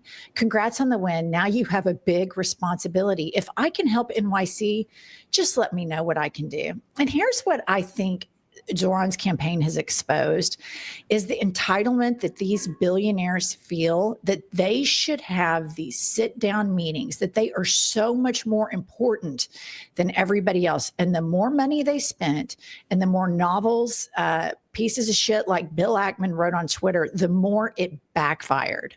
Yeah. I mean, the audacity. I mean, who do you think you are that you spent the last year constantly complaining about this guy, talking about the ever-present danger, talking about how you were funding the movement against him, and got tens of millions of dollars from all these other major corporate donors together in an effort to fight back against Zohran Mamdani, only to be defeated. And then I think there's actually another race that I want to point out, because this is what would have happened if Cuomo hadn't run. Zohran would have had 70-some%. Like this is largely what happened. Zohran's allies, who didn't have to run against another Democrat, got 70+% of the vote. Here he is endorsing Zohran. Listen, y'all, we got to make this city better, particularly around affordability. Thank you. Trying to make the city more affordable. So we want to make sure that everybody is voting for Zohran. You got to rank Zohran. You got to have him on the sheet as high up as you can. Most importantly, we got to beat Andrew Cuomo. Send them back to the suburbs. Thank you. And I just want to say thank you so much to Jumani, who has been representing our 5 boroughs. As public advocate 6 years. I've been elected 15. It's crazy. I'm an OG now. Running for re-election, and to have his support in this campaign to be the next mayor of New York City is incredible, because we know that we have to deliver on June 24th a mandate to freeze the rent, to make buses fast and free, to deliver universal childcare, and ultimately to make the most expensive city in America affordable for the working class New Yorkers who built it. They've been served by this incredible public advocate, and now we have his support to serve them as the next mayor of this city. Let's get it. So, like, the Zohran allies endorsed him before the primary. I mean, probably gonna run for governor. Like, this is the reality of people being like, oh man, he only got 50%, running against a 2-term governor whose father was a governor, who has a bridge named after him. Election night cope thread. Oh fuck, this is my dream. Pam Bondi had more than enough time to investigate Zohran Mamdani's naturalization documents and didn't. Disappointing is an understatement. I'm so sick of this. Dominated. Owned. This is what we're up against. These people want you dead. They could not be any clearer about it. This is the fight right here. I honestly didn't talk about the Jay Jones race in Virginia, but the guy who had his DMs look like my DMs, okay? I'm just kidding. His DMs are meaner than my DMs. His DMs are meaner than my DMs. Jay Jones is more out of pocket than I am in DMs. He won. Not voting until learning the truth about who killed Charlie. Literally do not care about how anyone feels about that. Not lifting one finger. 30 minutes until the polls in New York City close and our fate is decided forever. One of the things, like, if you read a lot of right-wing intellectuals like I do, which I'm sorry, it is very uncomfortable and it does suck. I don't recommend it. Intellectuals, suits. If you read a lot of them like I do, one of the things they continually say is you know, if the left ever gets, you know, Medicare for all, then America will change forever, because so many Americans will love it, and it'll help so many people that they'll change their mind about what government can do for the people. That's what they say. They don't say universal health care is bad because it's going to kill people. They say if they get it, it'll change everybody's opinion about what government can do for you, and it'll change the nature of Americans fundamentally. That's how scared they are of Medicare for all. Pseudo is a good term for them. I like that. I haven't heard that one before. Yeah, it's just short for pseudo-intellectual. You call someone a pseudo if they like represent themselves as intellectual while actually not being intellectual at all. Is there any update on Omar? He's going to the runoff. They turn around and be like, well, it's time. Let's talk. It's like, no, you don't. You don't talk. You listen. Okay, it's time. It's time to listen. It's time to leave the city, Bill Ackman. Why are you still in the city? I thought the mass exodus was going to take place. I thought it was woke Sharia. I thought we were doing white boy jihad. Time to leave the city, Bill. Get out of here. And let's just talk about how I think that this victory. Just for the Omar desirers, Minneapolis mayor's race goes into runoff as no winner emerges in first round. So they're down to the runoff. Now Omar's behind, but all the other challengers said to rank each other. There is a very good chance that he will pull it out. We'll have to see. Is showing that the politics of fear-mongering and the politics of xenophobia have reached an expiration date. Thank fucking God. Because on the one hand, they tried to make the argument that Zohran is this jihadist and he's this crazy-ass Muslim. And on the other hand, he's not just at the gay pride parade. He's at the pride parade with a trans flag. Yeah. And so it became very difficult for them to continue with the fear mongering with Zohran's message of universal human rights and inclusivity. And I just feel like this is a huge moment. And I think Kanks, you know, that's what we call Trump. I think he's feeling it too. And I want you to hear the clip. Talk about somebody who looks hungover, rode hard and put up wet. Play this clip, Kylie. But I thought we'd have a discussion after the press leaves about what last night represented and what we should do about it. And also, the thing about Trump is he wants to be popular. He's such a little narcissistic, messy bitch. And so whatever shit goes against him, he doesn't believe in anything. He's not ideological. He just wants people to love him and worship him. That's all he cares about. So when he sees the Democrats do this well, he'll abandon everyone. About the shutdown and how that relates to last night. I think if you read the pollsters, the shutdown was a big factor, negative for the Republicans. That was a big factor, and they say that I wasn't on the ballot was the biggest factor, but I don't know about that, but I was honored that they said that. And I just want to thank everybody for being here, and a very special thanks to Vice President J.D. Vance, who's doing a terrific job. Hassan. Oh, he looks defeated. I love that, because he's such a narcissist that like this is where it just like really cuts at him, right? That's why he had to do the character saving thing right there, where he's like, well, I was on the ballot. Maybe that's the reason why they lost. It's like the Virginia race, aside from the Mamdani stuff, which was obviously fantastic. I mean, I have a close association with that race. With the Virginia one, not so much, but it was another one that I was actually very interested in, and actually not the Spanberger race, not the gubernatorial race, but I was actually interested in the Attorney General Jay Jones race, because I have had this mindset. And actually, I think your political journey, as a matter of fact. Why do I have Hassan on your title every day? I'm watching a Hassan video. I give credit to the people I watch.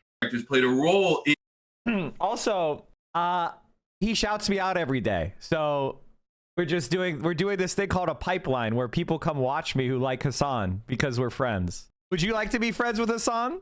Zohran has received more votes from NYC than Trump ever has in an election. That's not quite what I was hoping for, but that's an interesting comparison. I was hoping for all the mayoral races, but you know, the winners, the general election vote counts, but that's an interesting one. In this mindset. Can I get Hassan to unban you? I caught direct fire during Crackergate. Oh, that's funny. You could probably get unbanned. Just do the appeals. Although I will say I'm in a good mood, but I will say this. If you go into a different streamer to ask them about getting unbanned in another streamer's chat, oftentimes you'll just get banned there. And mods will they'll deny your appeal because you're annoying. The pipeline works. It led me to you, the majority report. It converted my right-wing ass. Nice. That I have now about where the liberal base is at. There are some Hassan fans who don't like me for whatever reason, which, I'm a little bit arrogant. I'm not as hot as Hassan. And they get mad that I am happy to have Hassan fans watch me. They're like, why does Mike like Hassan fans? Because I am a Hassan fan. Because I've been watching, I watch 1,000 hours plus of Hassan a year. Because I literally am a Hassan fan. So of course, what am I better than you? No, I'm one of you. I don't know why you get mad that there's another large streamer that likes your fave and defends him and has his back from all the slander. Why is that a problem for you? It's weird. I want to know why. The guy you brought it up is a Rich Campbell and Asmongold chatter. Oh yeah. Sorry, I don't run bots like your faves do. Thank you, Jules. So Zohran got more votes than anyone running for New York City mayor since 1965. And when all the votes are in, he might be going back to 1961. He got more than 1969, chat. You see the line? His bar is taller than that bar. This is 1965.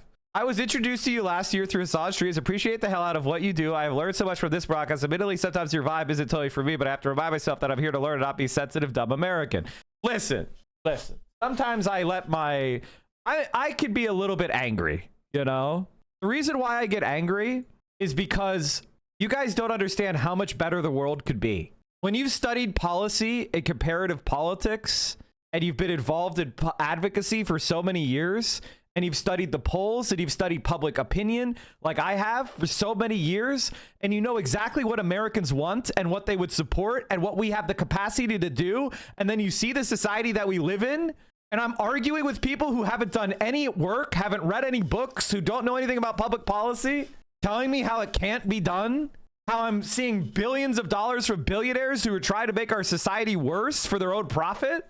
All the propaganda, all the smears I get personally, all the death threats I get, the stalking, the toxic behavior I get from other leftists toward me and my family. Yeah, sometimes I get a little bit pissed. Sometimes I get a little bit angry. Sometimes I get a little bit vicious because, I've been doing this. I've been a left winger working in politics with almost every single day with all of my effort for 12 years now. Every single day thinking about politics, every single day organizing, every single day making programs and propaganda, raising money, campaigning for people, arguing for shit, posting. Posting, I guess, is not that big of a deal, but you get my point. This has been my singular focus for over a decade, and people pretend like they're going to discover how I'm a secret Nazi far-right person. My entire life has been dedicated to this since 2013. So it gets a little bit frustrating when you get smeared. I'm not going to lie. It does get very frustrating when a 21-year-old who grew up in the post-Bernie era is smearing me. That does get a little bit fucking old. I'm not going to lie. And I think that there are regular, lifelong, straight-ticket Democrats all around the country that are far to the left, much, much further to the left than the actual establishment Democratic Party right now. And I think I started watching you in 2019 and you've been consistent the whole time with your values. Of course I am. If anything, I've gotten slightly more left wing. I saw Jay Jones, who I'm referencing in the Attorney General race, who had these text messages get leaked, and they were crazy. They were crazy text messages. That's a career ender for usually any kind of politician, right? That's a career ender for your ambitions. Talking about, if you had, he's doing the Office bit, I think, where he was like, if I had 2 bullets in my revolver in a room full of this Republican state assembly member, Pol Pot and Adolf Hitler, I'd use both bullets on the Republican state assembly member. And I was like, damn, that's crazy, right? And he won. And the Republicans spent so much money. They dumped so much money into that, being like, Jay Jones is using violent rhetoric. Do we really want this, criminal to be the Attorney General?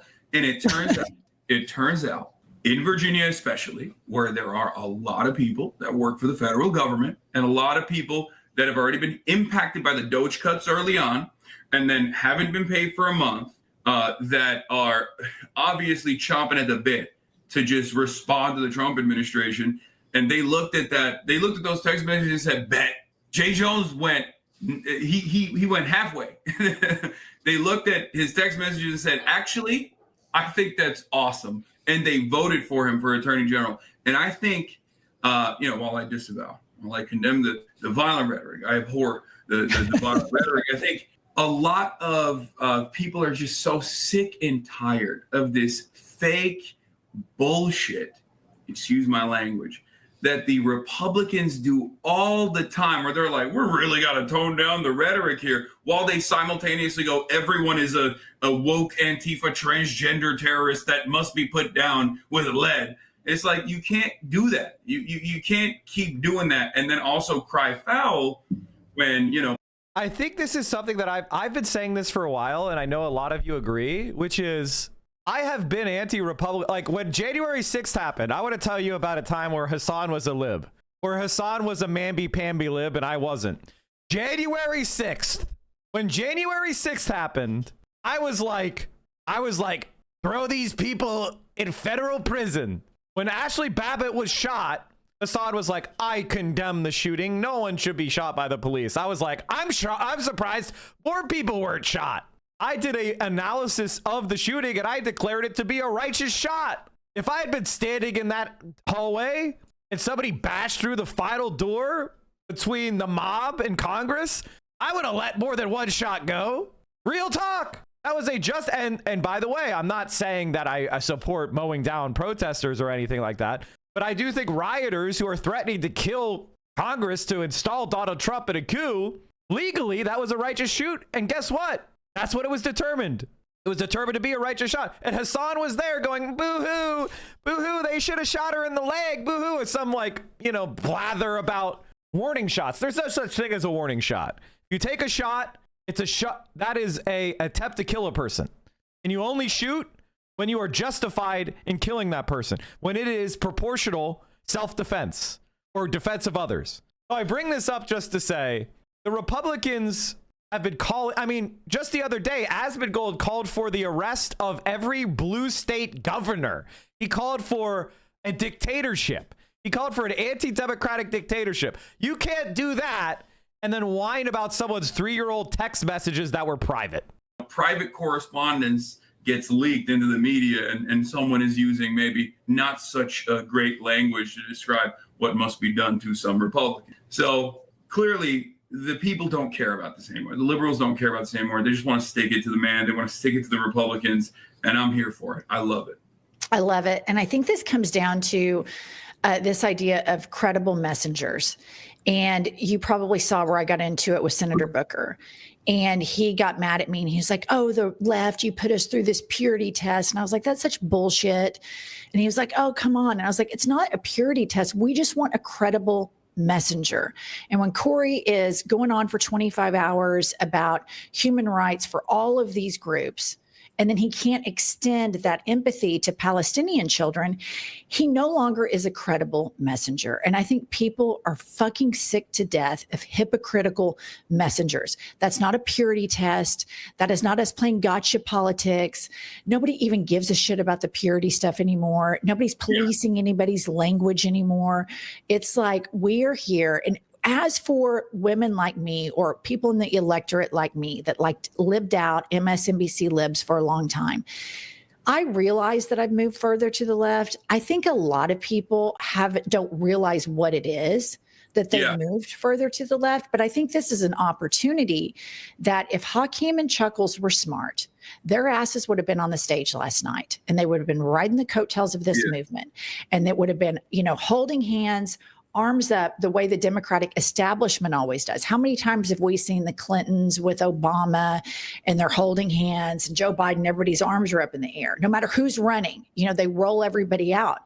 And so the fact that Hakeem and Chuckles missed out on this shows you that their credibility is waning. And I think what happened on the right in 2016, everybody's sick to fucking death with the status quo. Then Trump filled that vacuum. On the right, that's what's happening now on the left. Everybody is sick to death of the status quo of the Democratic Party. I think a lot of people don't realize that they've gone further to the left, but I think it would be an opportunity if we had real leadership. I'm talking about the Senate Minority Leader and the Senate House Leader that could message and say, they want to call us. This is what typically happens is in America, there is so much effort to keep the left contained, right? The entire structures are to keep the left contained. But when the left breaks out, we can get a lot of shit done very quickly, and we can make tremendous progress overnight. And I think that's what a lot of people don't understand. I think the one thing that every leftist movement needs to do when we get to the position to enact change is you have to structurally reform society to be more democratic. So we need a pathway to citizenship for immigrants. We need to end geographic districts or create proportionality in the House of Representatives. I think we need to figure out a way of basically making the Senate nothing more than like the House of Lords, an advisory body or a ceremonial body. At the very least, we need to add DC and Puerto Rico as states if they want it. And we need to, do something that could structurally alter the electoral process. Like, I think they should eliminate geographic districts or do multi-member proportional representation. Just some sort of altering of the House of Representatives so it's not so gameable. And then do the popular vote for president. Far left, but universal child care is not far left. They want to say that we're far left, and you filing for medical bankruptcy is not far left. And I wish that they would step in there and message it more. But I'm wondering, like, what can we do about Chuckles and Hakeem? I mean, I just think now's the moment. Can they, I don't know. I'm not politically savvy enough to know. Can they get rid of them in the leadership positions? Yes, Chuck Schumer, easy. He's most likely gone.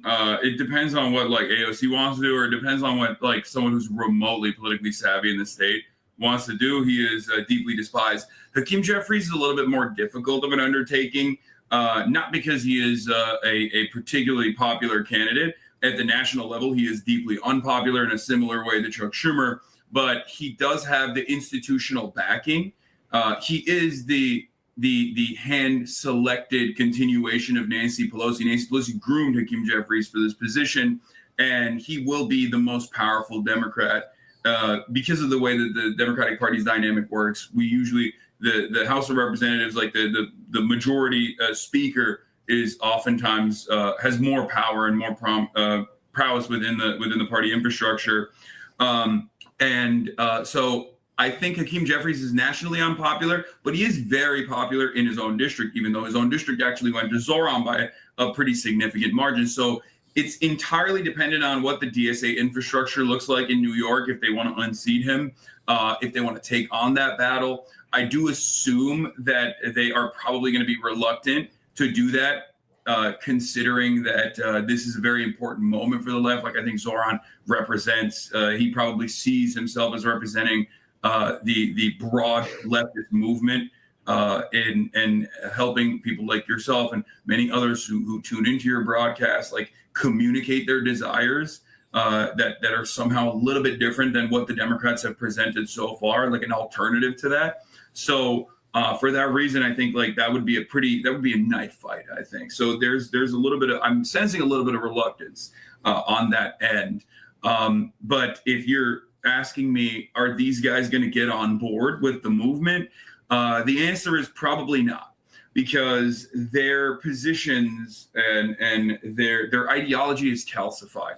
And the reason why they got to this position of power is because this is the kind of politics that they represent, and that's what the party infrastructure was demanding. Democrats also have a major problem. We're getting really into inside baseball here, but Democrats have a major problem in the party infrastructure with seniority, where they cannot cast aside seniority arguments. That's why we saw Jerry Connolly become the head of the oversight committee, even though people were like, he's so old, he's going to die. What are we doing? And then he did die, right? Like, that was a major mistake. Putting AOC there as a vibrant, dynamic, young, youthful face for the Democratic Party at a time when people are demanding someone fight back would have been the appropriate thing to do. But Nancy Pelosi literally called in from a hospital bed in Europe. She was in France. She fell. She broke her ass. And she was in a hospital bed. And she made the boss call to say, no, we are not letting AOC be the head of oversight. You're giving that to Jerry Connolly. At the time was like 78 or something, and had a cancer diagnosis. It was crazy. I couldn't believe it. I was so mad. They're so beholden to this idiotic seniority structure they have inside of this party. It's like, it's very interesting. It's like practically Stalinist the way that they approach this issue. It's like it's devoid of any sort of investment in making reasonable changes or even fighting back against the Republicans, and it reflects with the discontent that the base has towards the party now. Discontent that has basically turned into animosity. Very much so. I have a lot of friends in Oklahoma City, wealthy women that used to be Republicans that are, their husbands joke around with them now, and because they all have a group text and call it the communist group text. And that's happening all across the country with people that are fed up. And I do think Hakeem is going to have a slight problem with the AIPAC donations. That item is becoming more and more and more toxic. Yeah. I didn't know what AIPAC was a couple of years ago. I didn't. And now everybody knows what it is. I love that. Everybody knows what it is, and it is super toxic. But speaking of, if I were to make a list of the most worthless Americans on the planet, the number one most worthless American, in my opinion, is Moses Mike Grinder Johnson. This motherfucker has power, and yet all day long he gives his. Can we talk about how they still haven't sworn in the special election victory? Like, it's fucking crazy. But because she's pro-Palestinian, I guess they're not going to seat her. Sean Hannity crying about the election results, and then there's no link. Wait, chat. Pause this for a second. Soak it in. State of Florida, Governor Ron DeSantis, my governor. Okay, I'm literally in tears. I'm having a hard time keeping a straight face, only for this reason. I have really funny friends, and my funny friends are sending me, one is a meme of the Statue of Liberty, you know, sitting down, smoking a cigarette. F it. I'm going to move to Florida. The other one has a picture of Mamdani, and it says, Realtor of the Year in the state of Florida. It's cracking me up. Well, first, Sean, I'm glad you cleared up that you're not going to Ireland. By the way, Florida, no one can afford to live there because they haven't taken global warming seriously, and so you can't get any fucking homeowners insurance. Your homeowners insurance is like more than your mortgage now.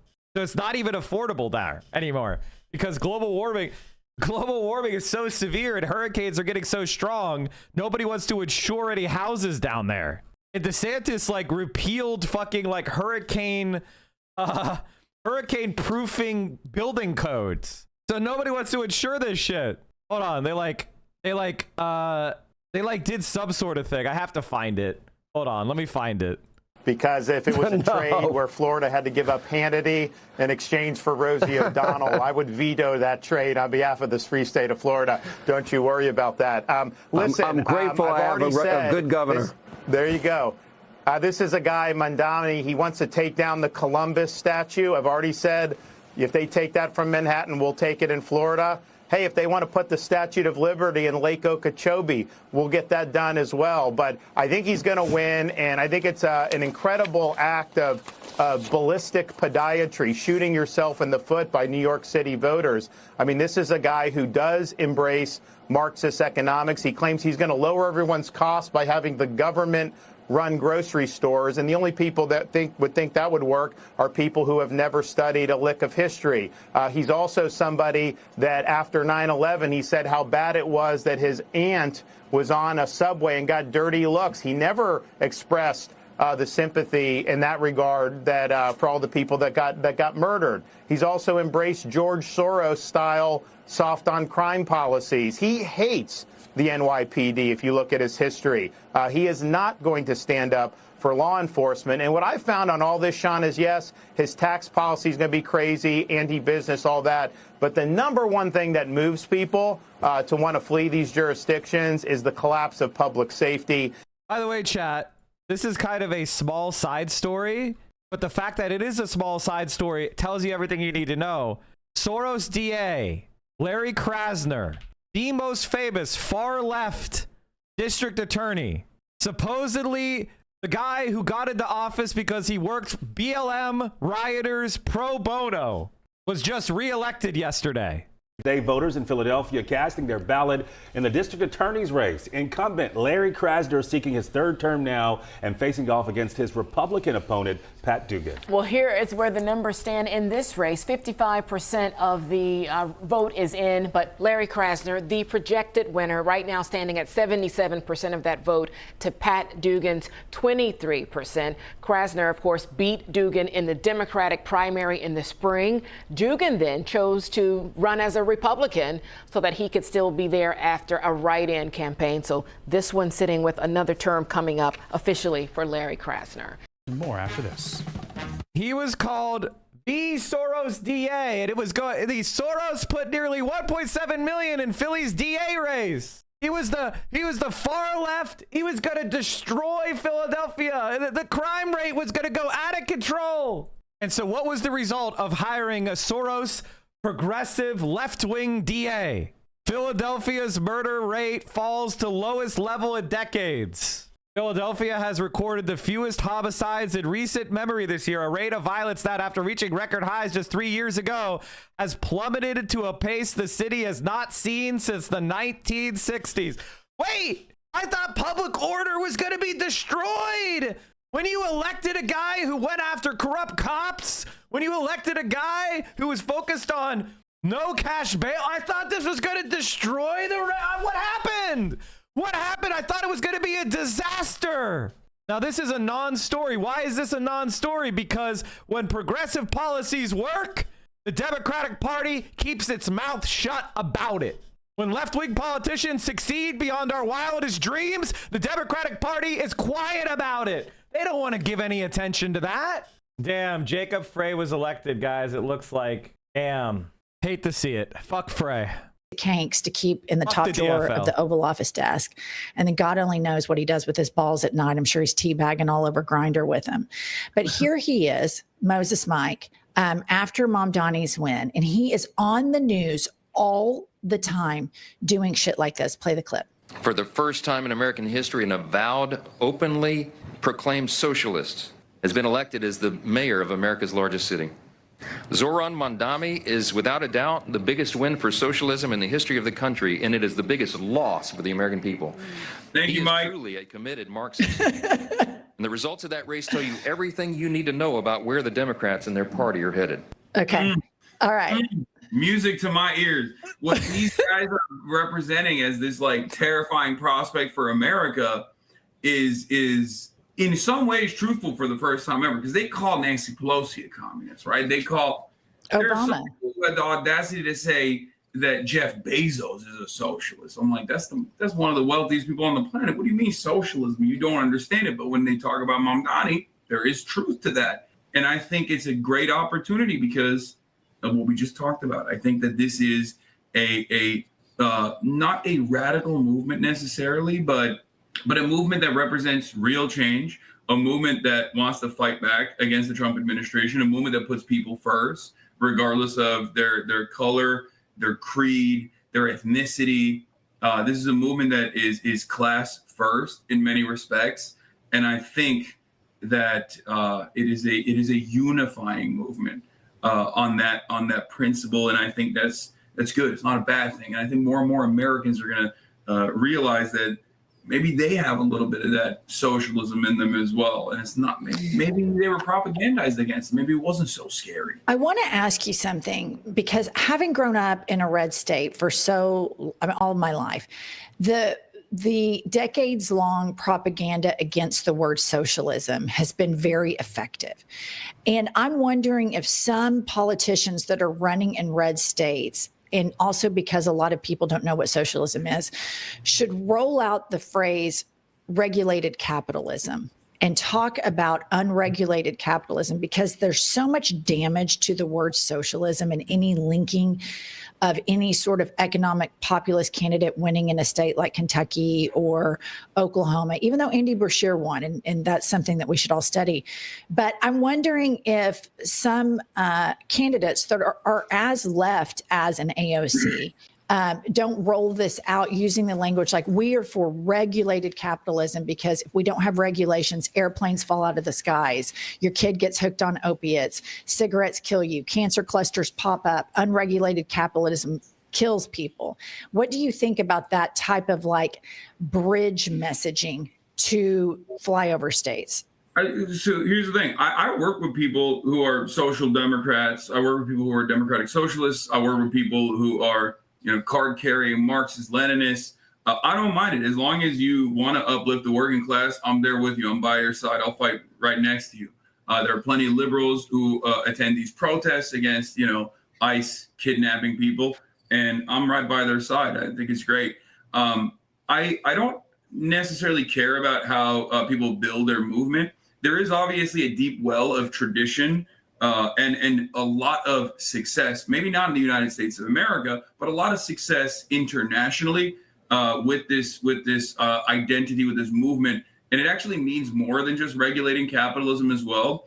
But I think the reason why I don't have an issue with the term is the same reason why, although I'm not like a practicing Muslim at all, I say, look, I'm Muslim. And it contains multitudes. Like being a Muslim who is like the reason why I present myself as such is because I want Westerners and people that don't actually. Well, first of all, you were raised Muslim. You come from a Muslim family. You're Turkish. People are going to call you Muslim, whether or not you're an active practicing Muslim or not. Your name is Hassan, so it is what it is. There's no escaping it. Counter Muslim people don't understand, like, it's not this monolithic understanding, the scary, barbaric Muslims that, want to implement Sharia law or whatever people think. And that there are plenty of people like myself who are, just like Zohran, very woke, right? Like it's not. Guys, I can't believe it, but Hassan has spent another $20,000. There's another puff piece from the New York Magazine. Polls are just now closed, so we're about to find out very shortly on whether or not there is some glimmer of hope for the future of American politics, or if we're entirely cooked. I think a lot of people, yourselves included in the media, because you're also of working class background, probably realize that things are not going too great for the average person. The affordability crisis has not been solved at all, in spite of the fact. Oh, Theo has made me pad krapow. Oh, I had this before. Nice. Some thick noodle. Thank you, Vio. Lunch. Donald Trump ran on solving the affordability crisis and seemingly has done nothing. As a matter of fact, has made things worse with the tariff strategies that are indecipherable. So when you see a lack of pushback from institutional Democrats, from establishment Democrats, and you demand more from your politicians, and then you see a dynamic young candidate like Zohran Mamdani who places workers first at the center of his campaigning, I mean, it's impossible not to feel a sense of hope. Does anyone have the moment where Hassan realized that Zohran won? That seems like a fun moment, because I didn't get a chance to record myself, but it's always fun to see other people. I take some notes from you, and I appreciate it.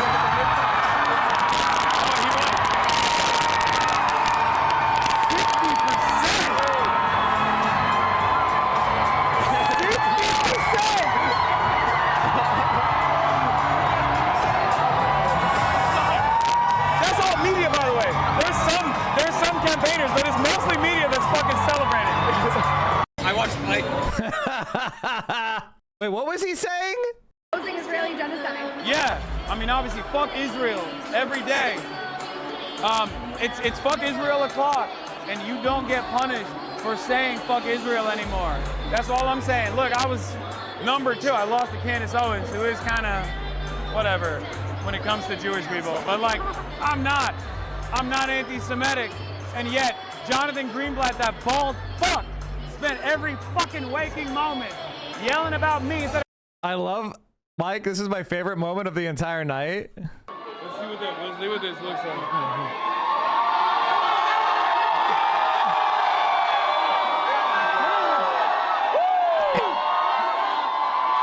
You're not catching me getting drunk on stream. I've only done that a couple times. You don't want to see me get drunk on stream. All right, those are some pretty good moments. Negative 20K. It's important to disparage the stereotypes of that sort, and I think it's good to also get people on their own journey of learning about what it is. Have we covered conservative reactions yet? Not really. I need more maulding from the right wing.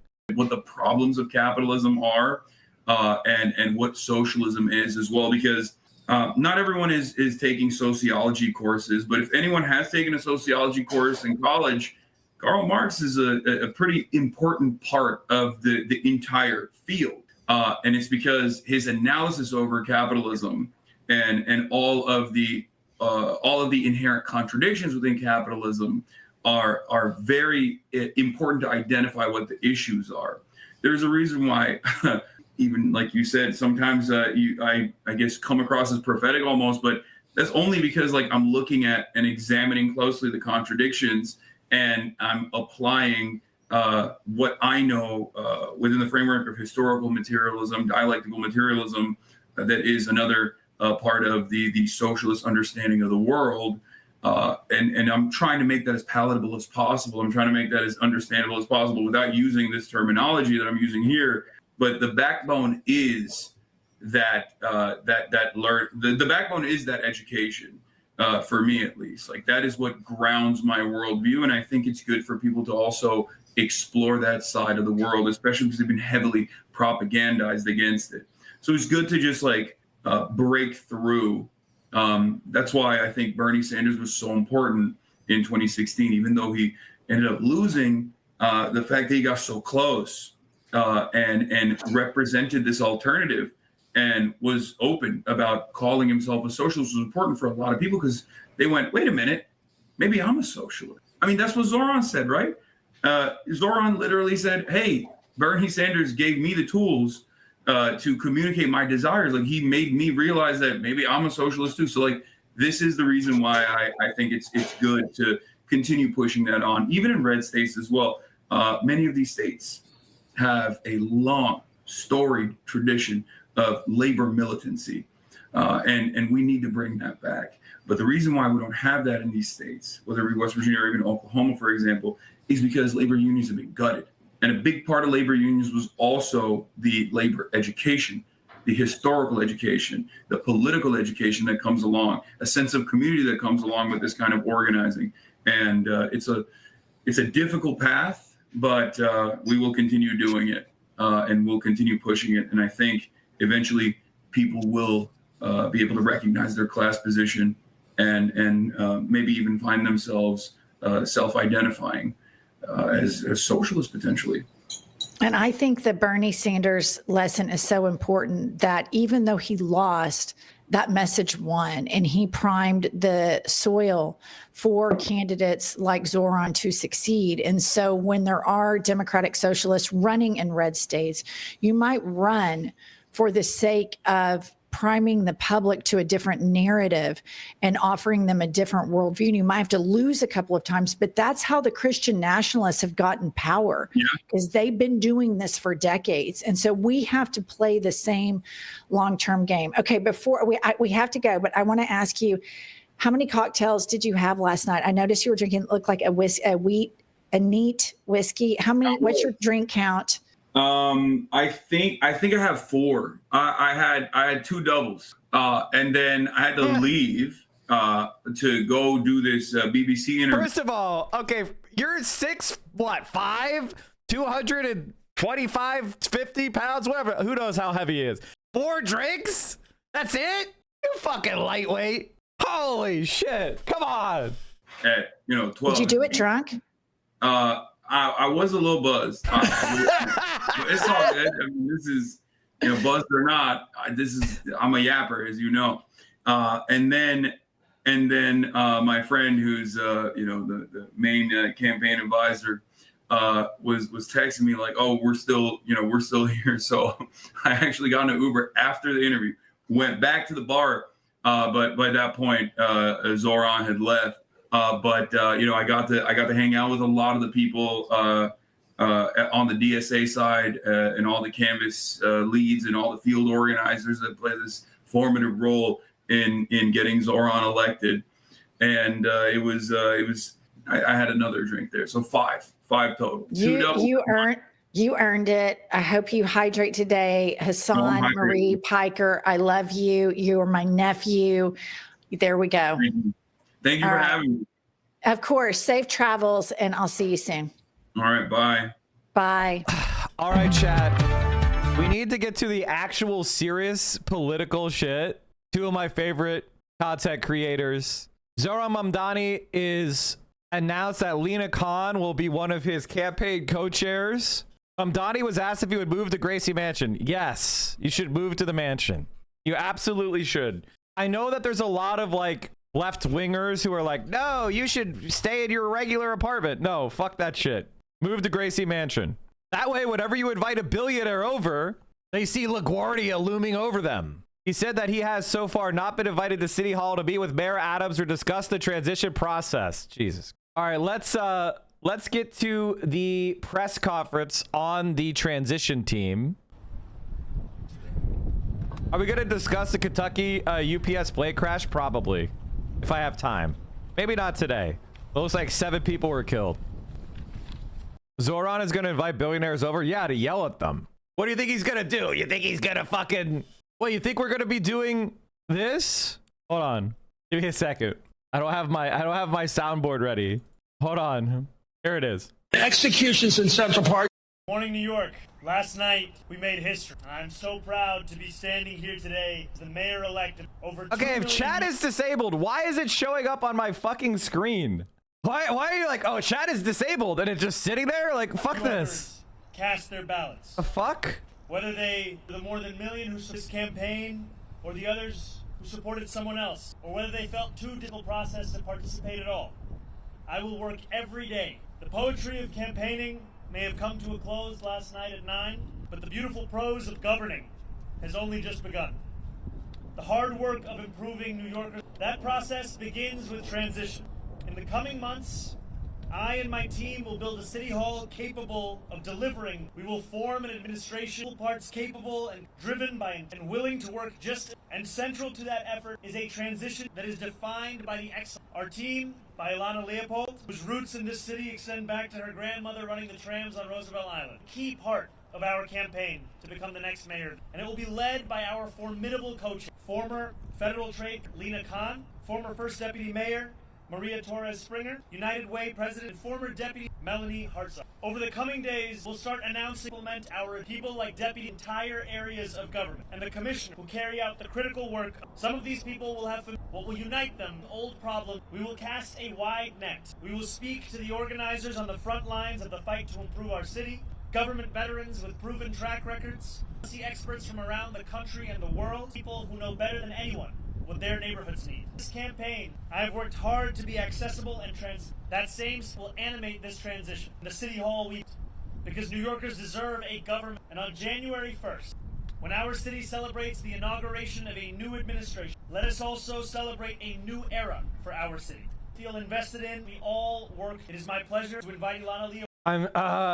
Chat, I've seen, it looks like we have a picture of Zohran's transition team, just recently recorded. Let me see if I can pull it onto the monitor.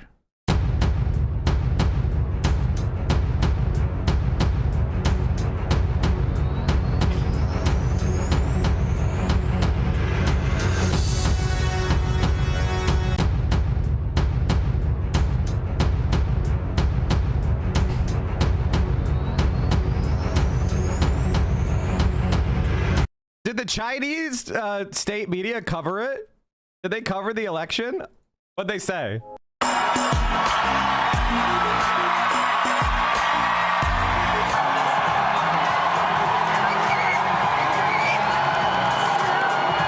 Holy shit, is this suppressed? Man, YouTube is suppressing their channel.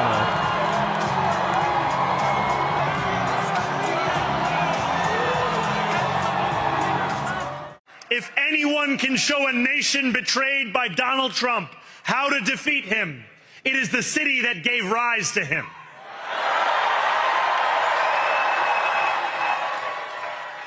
And if there is any way to terrify a despot, it is by dismantling the very conditions that allowed him to accumulate power. This is not only how we stop Trump, it's how we stop the next one. So Donald Trump, since I know you're watching, I have 4 words for you. Turn the volume up.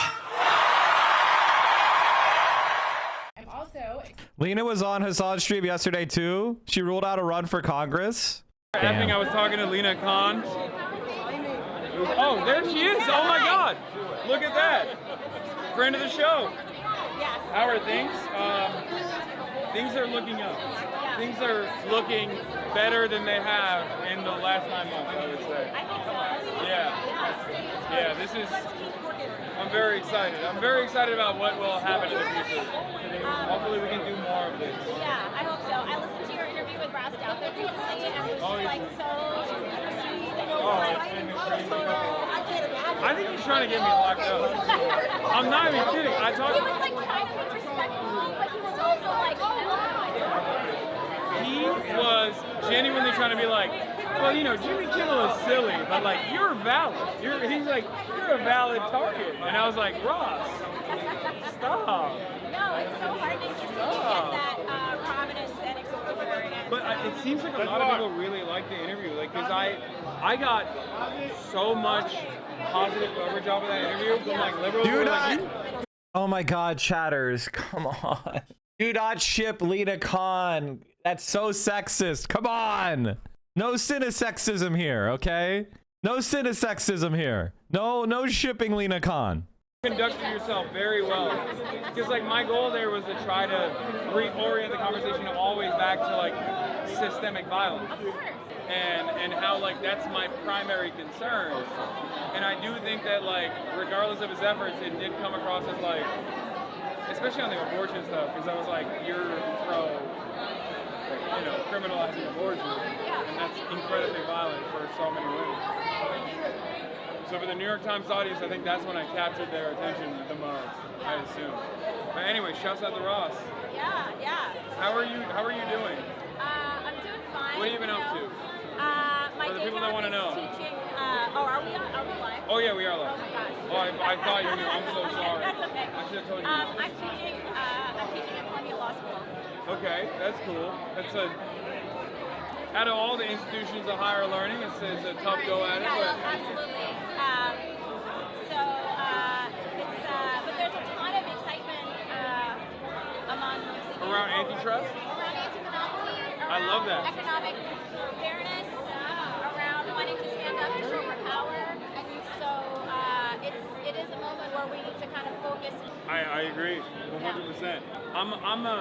I'm Mr. Exhaust all available tools. Yeah. As long as the law stands, we should use it to our advantage, you know?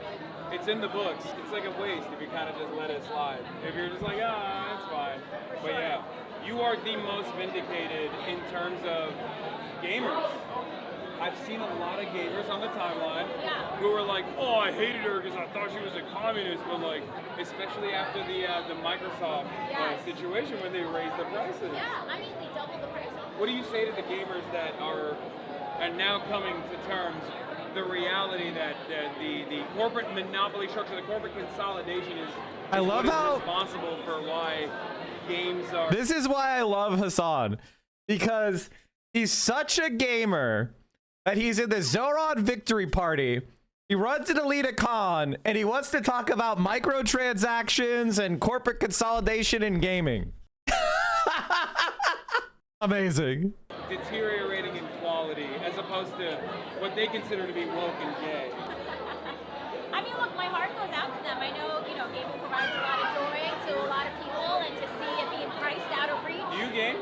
I don't personally, but through coming on your show, I went on Atriot's show a couple of times. I feel like I've gotten more exposure, and there was an Xbox executive who admitted that they're doing well. Oh yeah. This is like a pure power, basically, and unfortunately, it's not unique to gaming. We've seen it industry after industry. Once you allow consolidation, firms become too big to care, and they can do that. So what's next for Lena Khan? I know everyone is asking that, and I'm not even joking. Like, people are asking that all the time. Look, I want to make sure that stand up to corporate lawbreaking, and that the Democratic Party is one that has the spine and the confidence to do that. Okay. That's a very political answer. You gave us nothing. You're not even like, I'm going to unseat this Democrat or this Republican. I'm not running for Congress. That's what people want. I know, but you know, we all have to kind of focus on our comparative advantage, and right now, training the next generation, and you know, being a help to Zohran and his team however I can, and just making sure that what is now become true. I mean, the other thing is, you know, for a while there were a set of people, including the Democratic Party, who thought that the titans of industry would save us, or would at least stand up to democracy. And what we've seen is that that's just not going to be the case. So I think we need to learn from that and adjust course. I know. That is I cannot believe that that was a very real consideration by establishment Democrats, where I was like, okay, you're delusional. Like, you think that these guys are going to do anything but abide by expanding profit margins? Like, what a crazy attitude to have. It's because they're dumb. And also, she doesn't even, I honest to God don't care if Kamala Harris believes it or she's just stupid. I actually don't give a fuck. Like, I don't give a fuck if she's like, I expected corporate America to stand up to the government. Like, I don't care if she believed it or not. The fact that she's incompetent enough to say it out loud means she can never be trusted with political power again. I fucking love how narcissistic she is, though. It kind of gives me life. Because she's going to run, and she's going to be like, if you support Gavin Newsom, you're a sexist racist. That's going to be her 2028 campaign. It's going to be fucking awesome. If you support Pete Buttigieg, you're a racist. It's going to be so fucking awesome. But you feel good? The energy is great? Yeah. Out here tonight? I don't want to keep you any further. Okay. You know, but thank you. I know this turned into like an impromptu interview, but it was amazing seeing you. Yeah, you too. You are one of my favorites, always. One of the things I love about the movement that we have built on Twitch, and I'm not taking credit for the incredible work that Hassan has done, but all of us together have built, is that now our streamer is being sought out by the next president of the United States. He's getting lingering hugs from FTC commissioners. We have the next president of France. He's literally seen as a linchpin of the international left wing, both here and abroad. And when you compare it to our enemies, they are wholly irrelevant. They are just sitting there mauling and screaming, why doesn't anybody care about the content nuke? It's absolutely amazing. All right, let's get back to the press conference about the transition team. Oh, I wanted to see this though. I find party are not communicating in the way that they need. Is that code for? It's not just social media. You have a very good social media. Big ideas. I don't want us to be a party anymore.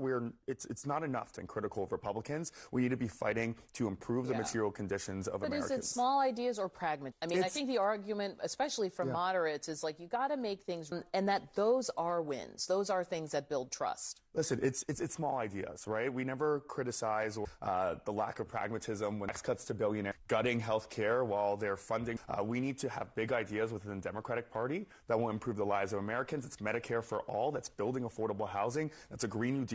I love seeing the Malden guys. Jake Tapper. Fuck, this is awesome, dude. All I could do is just be smiley, chat. All I could just do is be smiley. So basically, chat, what Zohran is doing is it appears that he's cherry picking the most left-wing people from every administration he could find that have actually worked in government. I'm sorry the video audio sucks. He's cherry picking all the left-wing people from, like, Lena Khan was part of the Biden administration, right? But she was one of the most left-wing people in the Biden administration, but she actually served in government. So it looks like he's just he's going through every previous Democrat or every previous mayor, and he's finding all those people that know where the bodies are buried, who know how to actually move the bureaucracy. He's not just bringing in raw ideologues, although he's bringing in a bunch of them too. He's focused on building an administration that's going to be able to prevent the sabotage that the left behind Adamsites and Bloombergites are that are within government. He's going to be able to rip them up. He's going to be able to fuck them up with people who actually know what's going on. Should he get de Blasio to help? Sure. Why the fuck not? If de Blasio is going to bend the knee, then I wouldn't put him in my government, but you can always ask him shit. And that targeted programs our neighbors need to. I look forward to helping him to build a working to build an effective government that keeps every New Yorker safe. Brilliance of our people. Ahora en español. Did you see the fire commissioner resigned? The New York City's fire commissioner, Robert Tucker, handed in his resignation first thing Wednesday, just one day after anti-Israel mayor-elect Zohran Mamdani was elected, the Post has learned. He will go back to running the private security firm TNM. News of Tucker's resignation just as the FDNY boss was set to fly to Israel later Wednesday to meet with the fire commissioner in the Jewish state. Okay.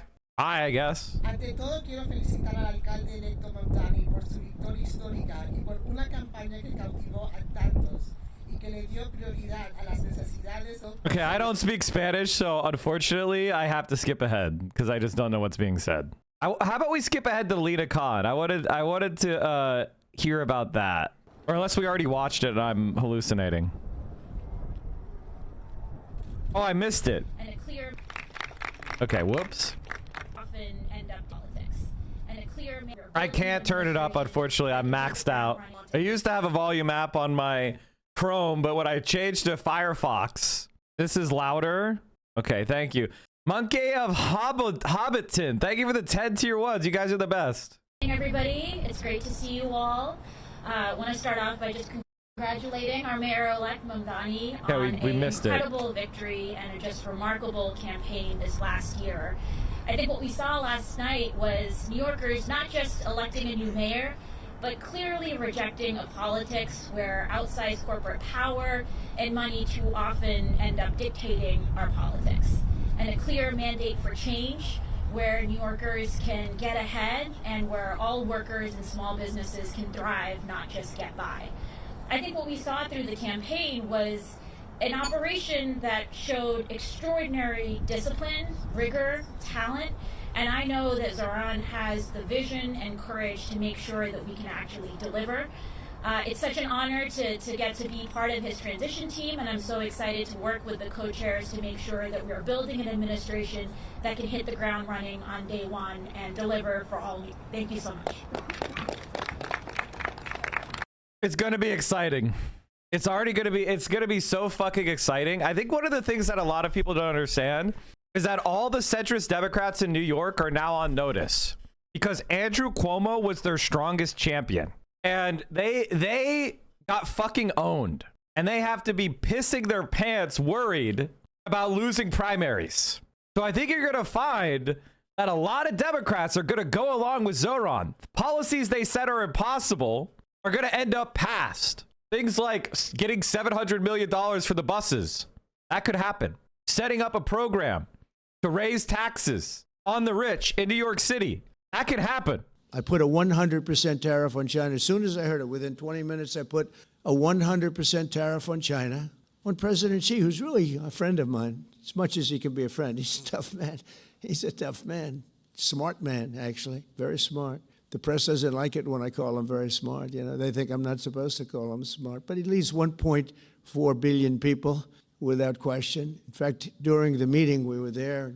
A couple of you were there, and some of you saw it. So he's here, and he's got about 6 people on each side. And every one of those people was standing like they were at attention. And I made a comment to one of them, and I got no response. I said, are you going to answer me? I got no response. And President Xi didn't let him have any. If there's any question, I said, I want my cabinet to behave like that. That's the way.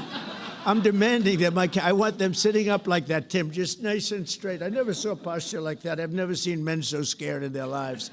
He's such a dumb piece of shit. He's legitimately one of the dumbest piece of shit I've ever seen in my life. They're not scared. It's called discipline and respect. I know that your slovenly, disgusting, scam artist cabinet has none of those things. It's not fear. You're such a fucking dipshit. They know they don't have the right to speak on behalf of China, so they're keeping their mouths shut because it's a diplomatic exchange with America. What the fuck is wrong with you? It's called doing your job correctly. They have the equivalent of a vice president. I said, are you going to answer my question? And he's like, he doesn't move. I said, what's wrong with this guy? I will answer all questions. Why don't you behave like that? JD doesn't behave like that. JD buds into conversations. I want to have that for at least a couple of days, okay, JD? We'll keep you long term, but a couple of days of that would be very, very nice. All right, chat. Zohran has dropped a new ad. Good morning, New York City. Thank you. Last night we made history, and today we begin the work of making a new administration. Welcome to the transition. This is the period over the next few months where we build a city hall that delivers on the promises of our campaign, to make New York City affordable and to make government accountable to the people it serves. As we prepare to govern, we'll start announcing the leaders who will help implement our agenda. People like deputy mayors who oversee entire areas of government and the commissioners who carry out the critical work of city agencies. These appointments will be driven by excellence, integrity, and hunger to solve old problems with new solutions. Talking to organizers on the front lines of the fight to improve our city, government veterans with proven track records, policy experts from around the country and the world, and working people who know better than anyone what our neighborhoods deserve. And this will be a period, like the campaign we ran and the city hall to come, defined by transparency. Because New Yorkers deserve a government they can trust. On January 1st, I will be your mayor. New Year's Day and a new era for this city. Oh, and one more thing.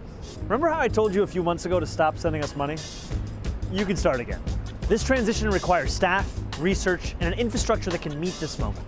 And it will be made possible by the people who built and believe in this movement. So I hope you'll make a donation at transition2025.com. Now let's get to work.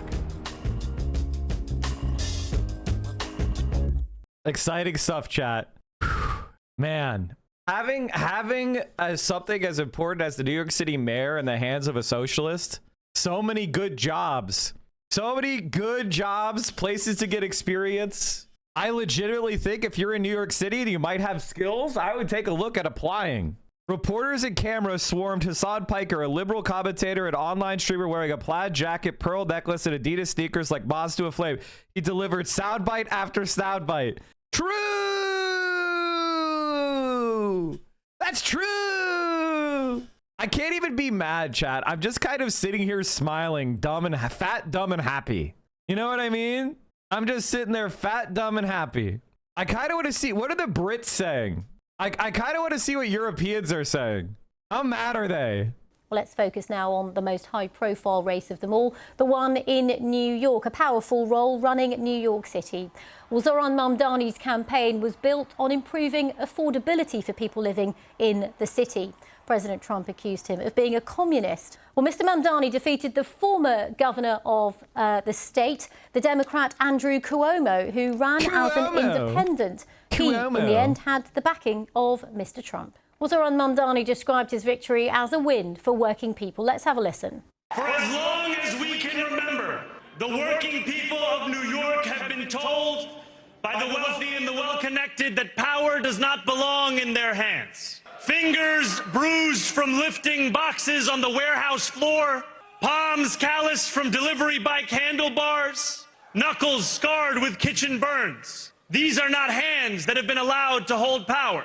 And yet, over the last 12 months, you have dared to reach for something greater. Tonight, against all odds, we have grasped it. Zohran Mamdani there speaking in a victory speech.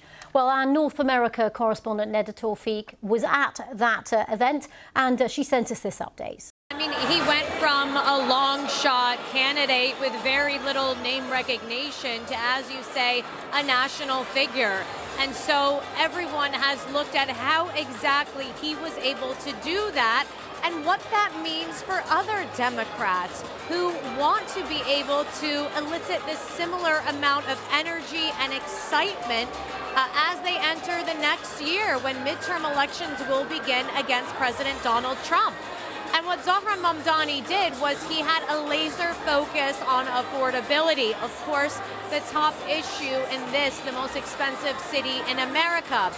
But he also had a way about him, an authenticity that helped him connect with voters in this diverse city. And we heard in his victory speech there that he will be unapologetic about his faith as a Muslim, about his politics as a democratic socialist.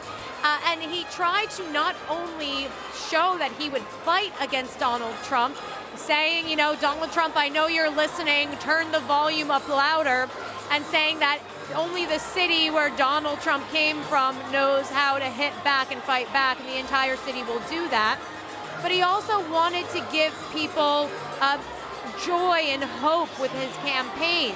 And so he did that as well through this speech, promising change, promising a new era of leadership in governments where excellence will be the norm. Now, the key challenge for him at this juncture is to show he's just as equipped to govern.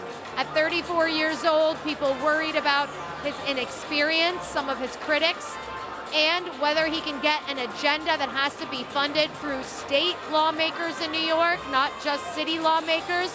So all of those are challenges on the table for him. Of course, President Donald Trump has also said that he will cut federal funding, calling Mamdani a communist.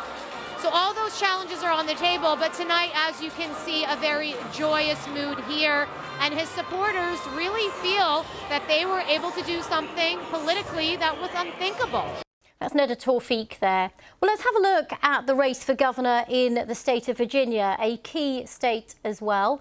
Well, the Democratic candidate Abigail Spanberger becomes the first female governor of the state. She won with 57.5% of the vote, more than 15% ahead of the Republican candidate Winsome Earl Sears, who had 42.3%. Well, let's have a listen to what she had to say in her acceptance speech. We sent a message to the whole world that in 2025, Virginia chose pragmatism over partisanship. God, she's got absolutely no juice whatsoever. Holy fuck. Pragmatism. We chose our Commonwealth over chaos. Well, let's have a look at another race as well. The state of New Jersey, another election which was fought on the topic of the cost of living. Well, there, the Democratic candidate Nikki Sherrill won. She got 56.2% of the vote. That's 13% more. It definitely feels like we're entering a new era where Democrats have such a massive advantage in non-presidential election years because college-educated people, especially younger college-educated people, are breaking so far in the Democrats' favor that Republicans are now the underdogs in midterms. They're the underdogs in, you know, odd year elections. And if there's ever any, like, if there's any candidate who manages to break into non-college educated, like, downscale population and bring them back to where they were, say, near Obama, we're talking about 60% popular vote territory. Like, I think the Republicans are actually kind of dangerously setting themselves up for a realignment. If we could get an FDR style candidate, leftist but without all the racism, I think we could see a realignment. I think the political winds are shifting. The tide is receding in such a way. If we get someone who's people are passionate about, who has a vision, I think people are really underestimating where the country is. They want change. And I've been saying this for a long time. I've been saying this for better part of the 6 years that I've had this stream. The American people vote for change. They've been voting for change since 2008. They want change. They are becoming radical. They are losing faith in the status quo. Do I think Alan Dershowitz is going to do it? He's going to self-harm? No. He's too cowardly for that. Republican candidate Jack Ciattarelli, who got 43.2%. Well, this is what she told. All right, so it's kind of boring. The second most important story that I wanted to cover is Proposition 50 in California won an absolute landslide. And so the Democrats are going to gain 5, maybe 6 seats from redistricting alone. Well, good evening, everybody. And let me underscore, it's been a good evening for everybody, not just the Democratic Party. But what a night for the Democratic Party, a party that is in its ascendancy. A party that's on its toes, no longer on its heels. coast to coast, sea to shining sea. But it was not just a victory tonight for the Democratic Party. It was a victory for the United States of America, for the people of this country and the principles that our founding fathers lived and died for. And so we're proud. We're proud here in California to be part of this narrative this evening. We're proud of the work that the people of the state of California did tonight to send a powerful message to an historic. Donald Trump is an historic president. He is the most historically unpopular in modern history. In every critical category, Donald Trump is under. He promised to make us healthier. He promised to make us wealthier. We're sicker and poorer. And he fundamentally understands that. Why else would he call Greg Abbott saying he's entitled to 5 seats? Why else is he trying to rig the midterm elections before one single vote is even cast? He understands his position at this moment in the United States of America. One thing he never counted on, though, was the state of California. Instead of agonizing over the state of our nation, we organized in an unprecedented way in a 90-day sprint. People from all over the United States of America contributed their voices and their support for this initiative. We stood tall and we stood firm in response to Donald Trump's recklessness. And tonight, after poking the bear, this bear roared with an unprecedented turnout in a special election with an extraordinary result. None of us, however, are naive. This is a pattern. This is a practice. Donald Trump's efforts to rig the midterm election continue to this day, and I'll reinforce that in just a moment. You're seeing him take action all across this country, not just in Texas. You saw they were able to do in Missouri, what they did in North Carolina, what they're trying to do in Indiana, and inevitably in Florida. They are not screwing around. In June of this year, we saw 4,000 National Guard federalized in the state of California. We saw 700 active duty Marines not sent overseas, but sent to the second largest city in the United States of America to militarize our streets. We said in June this was a preview of things to come. What more evidence do you need than what happened in Washington, D.C., happening up in Portland, cities like Chicago? When we kicked off this campaign just 90 or so days ago in Little Tokyo, in Southern California, in L.A., at the Democracy Center, Donald Trump sent Greg Bovino. He sent his private police force that increasingly appears to have taken an oath of office to Donald Trump, not to the Constitution of the United States. He sent them to our kickoff rally to chill free expression, to chill free speech, to intimidate from participating. Just today in Los Angeles, Donald Trump called up the Border Patrol, sent them to Dodger Stadium, and threw a fastball at free speech, right at the head. Free expression, to suppress the vote in America's second largest city. Just did that today. People in tactical gears sent out to intimidate a community that. Okay, I want to talk more about what actually happened with the proposition.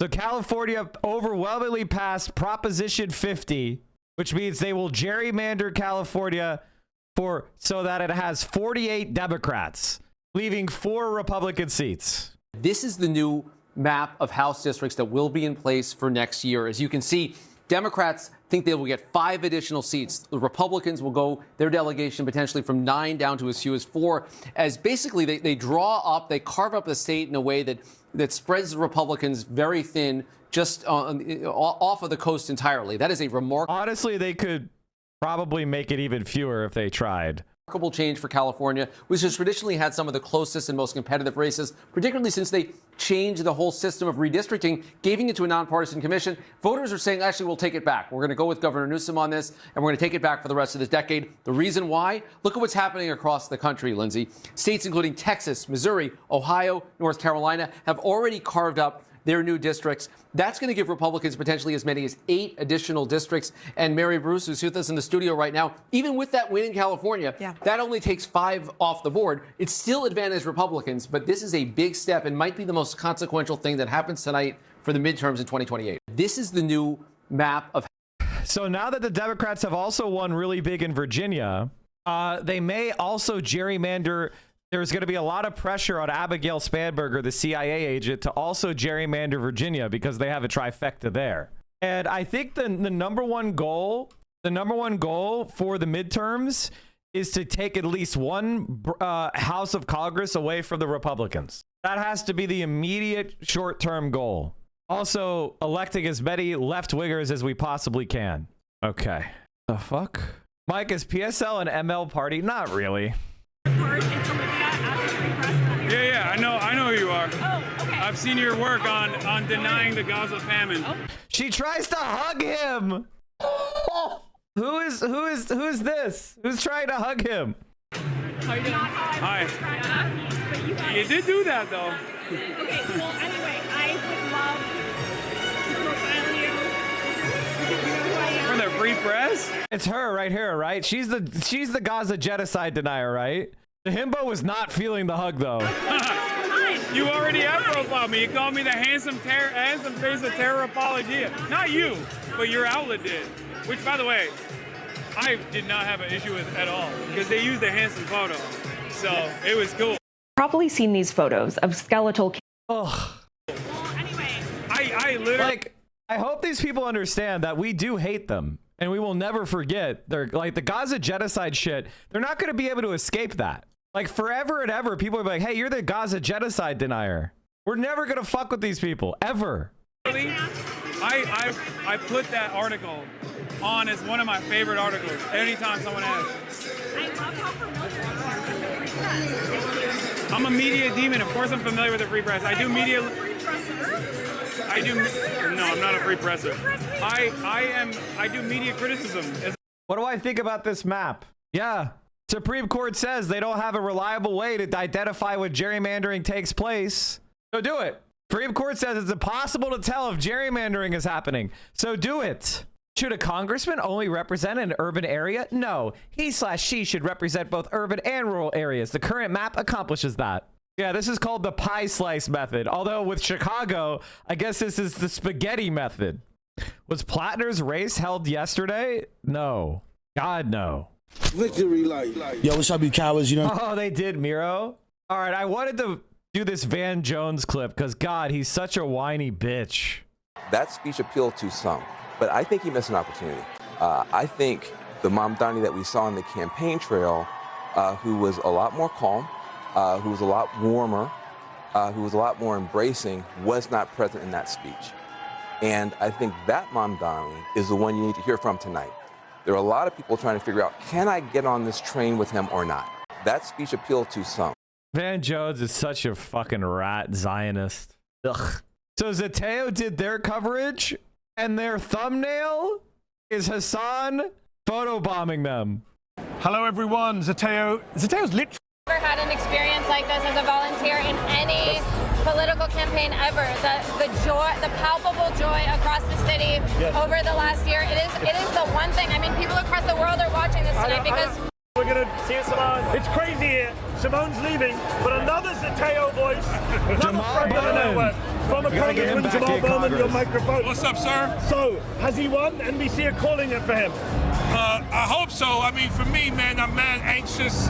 I'm nervous. I want everyone to call it. Can I just talk about the way people handle election day? There's a lot of different. Some people in politics are just not built for election day. I've met people that I really, really respect and are really intelligent and really like, you know, hard charging, but election day rolls around and they're like laying down face down because the anxiety of election day is too much. Like they start melting and they like, you know, and it's just like, bro, you need to learn how to embrace the universe, man. You need to learn how to handle the anxiety. Not just one. CNN have called it also. Okay. CNN and NBC have called it. Let's freaking go, baby! You called it. Let's Listen, okay? I was on the Zoom call with Mehdi talking about our Zateo podcast. He needs to pull it up. Talking about the podcast. And we're talking about Zohran. I told Mehdi Zohran's going to win. He was down 8 in the primary. Look around you. Yeah, baby. Yeah, baby. Yeah, baby. Yeah. That's how we do it, baby. That's how we do it. Let's do it, baby. You were right. Let's do it. You were right. Come on, guys. Follow us against the interest of the father billionaire elite. Let's go. Chat, I promise we'll do a little bit more analysis in the coming days of like the particulars of the election, the results, where my assumptions were off, where they were on point. I want to do more of that. But today is just more chilling and being happy. You know what I mean? Like, that's all I want. It's just chilling and being happy. Against the most famous last name in New York. Mic drop. I don't need to say anything else. This is amazing. This is amazing. Listen, this is. It's a truly historic night. We're in Brooklyn. We're at the Paramount. It's packed, and they've just called it the network for Zohran Mamdani. And you want to hear something cool? We're right behind the Fox News team. I don't know how they feel. It cannot be underscored. Come on. How do you feel? I'm overjoyed. I'm overwhelmed. I know Zohran will probably allude to this, but I'm thinking about decades and decades and decades. Labor organizing, suffrage organizing, abolition organizing, housing justice. So many organizers throughout American history to push for human rights and justice and a democracy that works for everyone. Zohran stands on all of their shoulders. Shout out to JVP. Shout out to DSA. Shout out to WFP. Shout out to New York Communities for Change. Shout out to Make the Road Action. Shout out to all of the organizing that has been happening to help me and so many others get into office. This is insane. This is incredible. You have to understand. Incredible. Billionaires lined up to stop this guy. Donald Trump lined up to stop this guy. The Cuomo family lined up to stop this guy. And Curtis Sliwa tried to. Donald Trump was tweeting. Elon Musk was tweeting. He had the entire right-wing MAGA racist world against him, and he is standing strong. Young, Muslim, South Asian, Indian, pro-Palestinian, New York City, the city that never sleeps, the best city in the world, baby. Best city in the world. Well, if you listen, if you can make it here, you can make it anywhere. Democrats around the country take notice. Jamal, he's on 49 point. According to the AP, he's on 49.6% of the vote. He's almost at 50%. Almost at 50%. Almost at 50%. Hassan Pike in the building. Hassan Pike is in the building. Hassan's been ducking me. I want a weightlifting contest. You're ducking me. Oh, really? You're gonna call me out like that? Really? That's crazy. Hey, that's crazy. they was like, he won't condemn Hassan Pike. Remember that shit? Look at how all the mainstream journalists, the politicians, treat these fucking weirdos who are obsessed with Hassan. Everybody thinks it's fucking comical. You guys are a joke. He won't condemn Hassan Pike. He brought it up twice. How do you feel about a socialist mayor of New York? I feel electric. I feel amazing. I feel like being uncompromising in your values, whether it be about touching that third rail of speaking out against Israel or primarily focusing on affordability in your campaign strategy, turns out very effective. It's something that I know you know. It's something that I have spoken to every fucking Democrat about. Can I curse on Zateo? I'm sorry. It's something that I've fucking talked about. Every Democrat that's like, oh, why do we keep losing? I'm like, this is why. And now I can just point to Zohran and say, hey, he did it, and he won. That's against all odds. You know what they called it during the Cold War? The threat of a good example. Yes. Right? They don't want him to succeed. Jamal, how worried are you that they're going to throw the kitchen sink at him now? I'm always worried about Zohran because they've been throwing everything at him already. That's why we got to be there for him, surround him, uplift him, pray for him. You're going to be in the administration? Oh, I have no idea. He's gonna start cracking his skull. Jamal, you are so big. You are so strong. We have the big boy stream right now. Just this scene right now is killing people around America. It's crazy. Right now, Bill Ackman is writing a very long tweet. At Mamdani headquarters. Hey, Jamal Bowman. Smoking on the Bill Ackman pack tonight. Smoking on the Bill Crackman. We're taking on all right-wing, fake MAGA tough guys. Hassan and Jamal coming to your town. Let's get on the bench press. He's not even Let's get it popping. It don't matter. I illegally voted for Zohran Mamdani 65 times. Get at me. Get at me. That's right. Still helping, bro. That's right. He's won now. He's won now. But now socialist is not a dirty word anymore. What do you say? Socialist is not a dirty word anymore. Well, that's why they jumped to communists, right? You got to be a communist. Yeah, you socialist. They immediately jumped to communist. Socialist is not a dirty word anymore. Democrats, listen up. Take some lessons. Don't get on your Ezra Klein nonsense. Don't let Ezra Klein analyze what happened here. They won't. What are you going to do tomorrow when people say, but Mikey Sherrill won in New Jersey and Abigail Spanberger won in Virginia? What are you going to say? Well, this is the other pushback, right? This is all a referendum on Trump and fascism in America as well. Because Democrats across the Big Ten have won in different places all over the country. So that's something to celebrate as well. But let's not, we cannot undermine or play down what Zohran and his team have accomplished here. I mean, he's polling at 1%. Yes. No one thought he had a chance. Not me. Okay?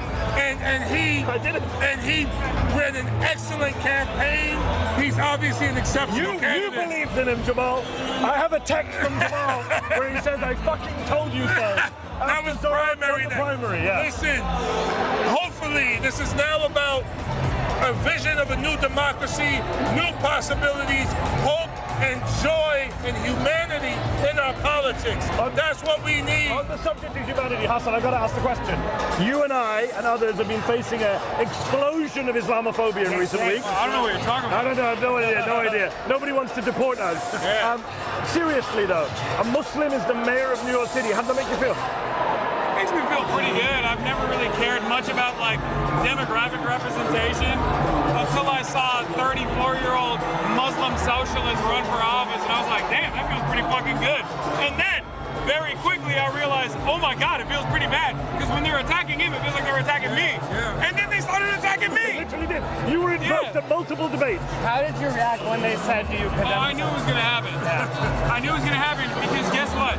All these fucking dumbass billionaires are extremely online. This is the most Twitter fucking focused presidency of all time. Get the fuck off Twitter and start doing good governance is what I say to these dipshits. But they are so slammed into their fucking phones. And they're just like, oh, I hate this guy. I hate this fucking guy. It's like, I'm a Twitch streamer. You shouldn't know me. You should not know what I represent. You shouldn't know what I represent. Look who it is.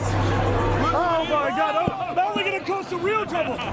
Did he vote 65 times? We got Mahmoud there. There's going to be plenty of time for analysis. Now is just the time to be happy, chat. To have good vibes. Khalil is here. Remember Khalil is here. And he voted 5 times. He voted illegally 5 times. Oh, it's too much. It's too controversial. How do you feel tonight? How do you feel about I don't know how anyone feels today. Like this campaign proves what politics actually is. Rooted in justice. We got the public advocate. Congratulations! Giovanni Williams is here! We shook up the world! He shook up the world! We shook up the world! You were one of the earliest people to endorse Zohran Mamdani. Yeah. What did you see that others didn't see? I saw what absolutely has to be the future of the Democratic Party. giving people something to vote for, not something to vote against. We soundly rejected the politics of people like Andrew Cuomo who tried to make it as ugly as possible. Out with the old, in with the new way of making people feel safer and living more affordably across this country. Good things are happening. Jamal just said that we have to be there, quote, you guys to back up Mamdani because they're going to come for him now. Absolutely. You're the public advocate. You're in government. What do you have to do to protect your man now? Well, one, my job is to make sure we're moving the city in the right way. And if we're not, I may have to give him a little nudge now and then. So that's part of my job. Yeah. But to be clear, we're going to have a partner who believes in this stuff, who's not just campaigning off things. He was campaigning at 1%. Yes. So back then, it wasn't popular when he was running it. But he believed in it, and people believed in it. And we have to make sure it comes to fruition. Because a lot of people out there, billionaires, people like Trump, people like Cuomo, unfortunately, Eric Adams wanted to fail. How worried are you that way? I think what a lot of people aren't understanding is that I think the thing that surprised me was that when Donald Trump endorsed Cuomo, that got a lot of Republicans to come out and vote.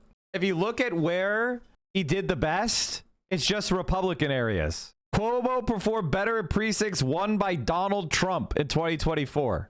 He got 92% of the vote at his top precinct, which was a Trump precinct. These are just Republicans who came out to vote.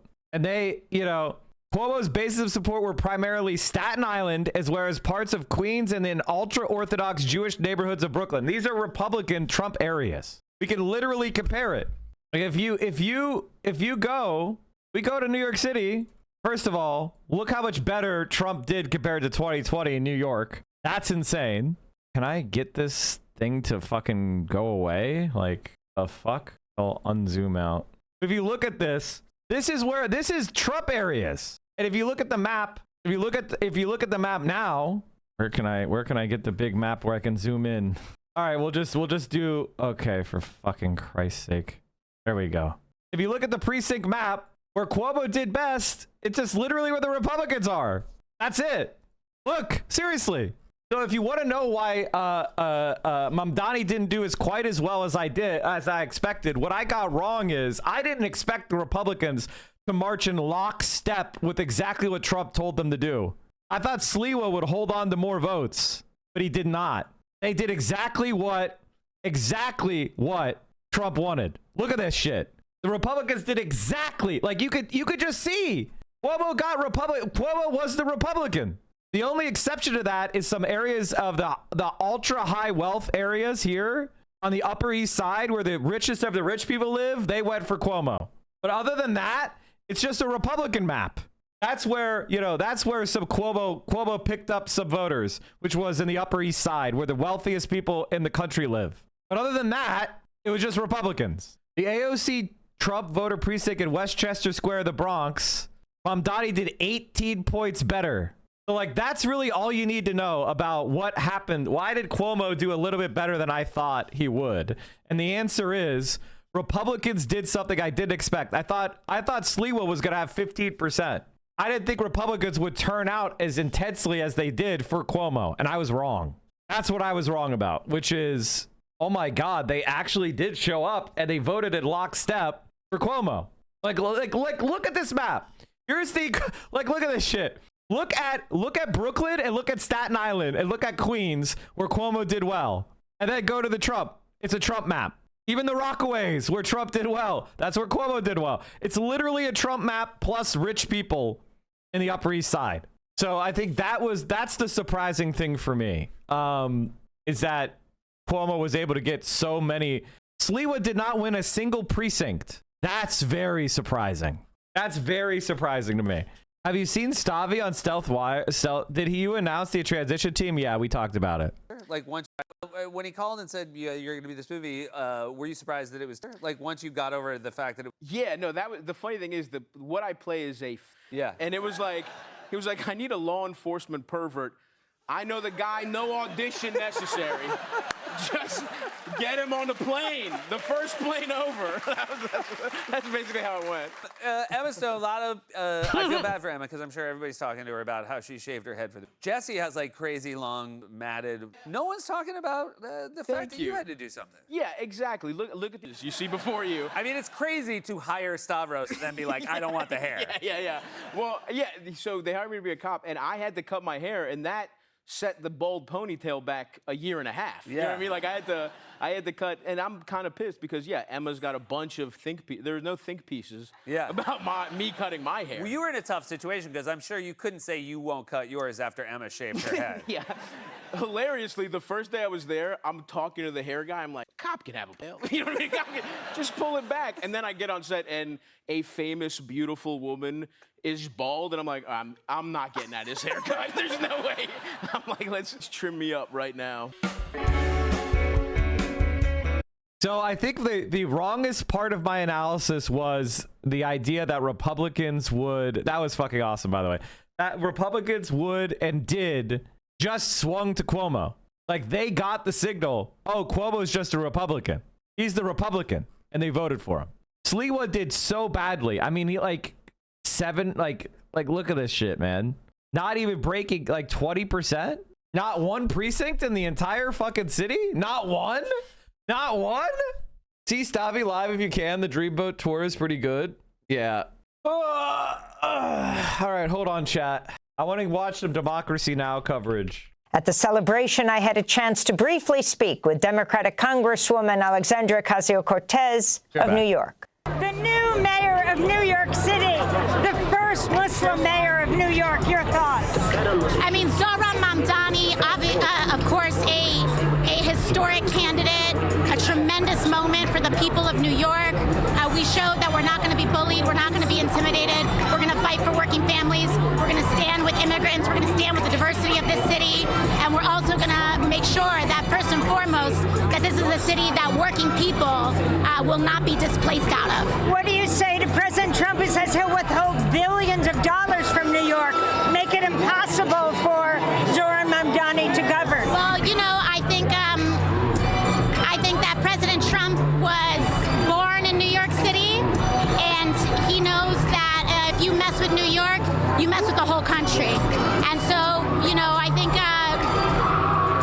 this isn't a city that doesn't fight back. That's New York Democratic Congresswoman Alexandria Ocasio-Cortez at Zohran Mamdani's victory party.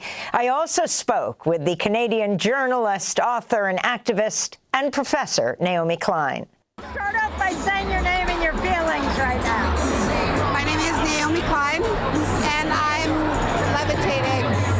This is such an incredible proof of concept of how to fight fascism. You know, Zohran, immediately after Trump's election, went out and talked to Trump voters, people who'd never voted for Trump before, black and brown people in working class neighborhoods, didn't vilify them, just listened to them.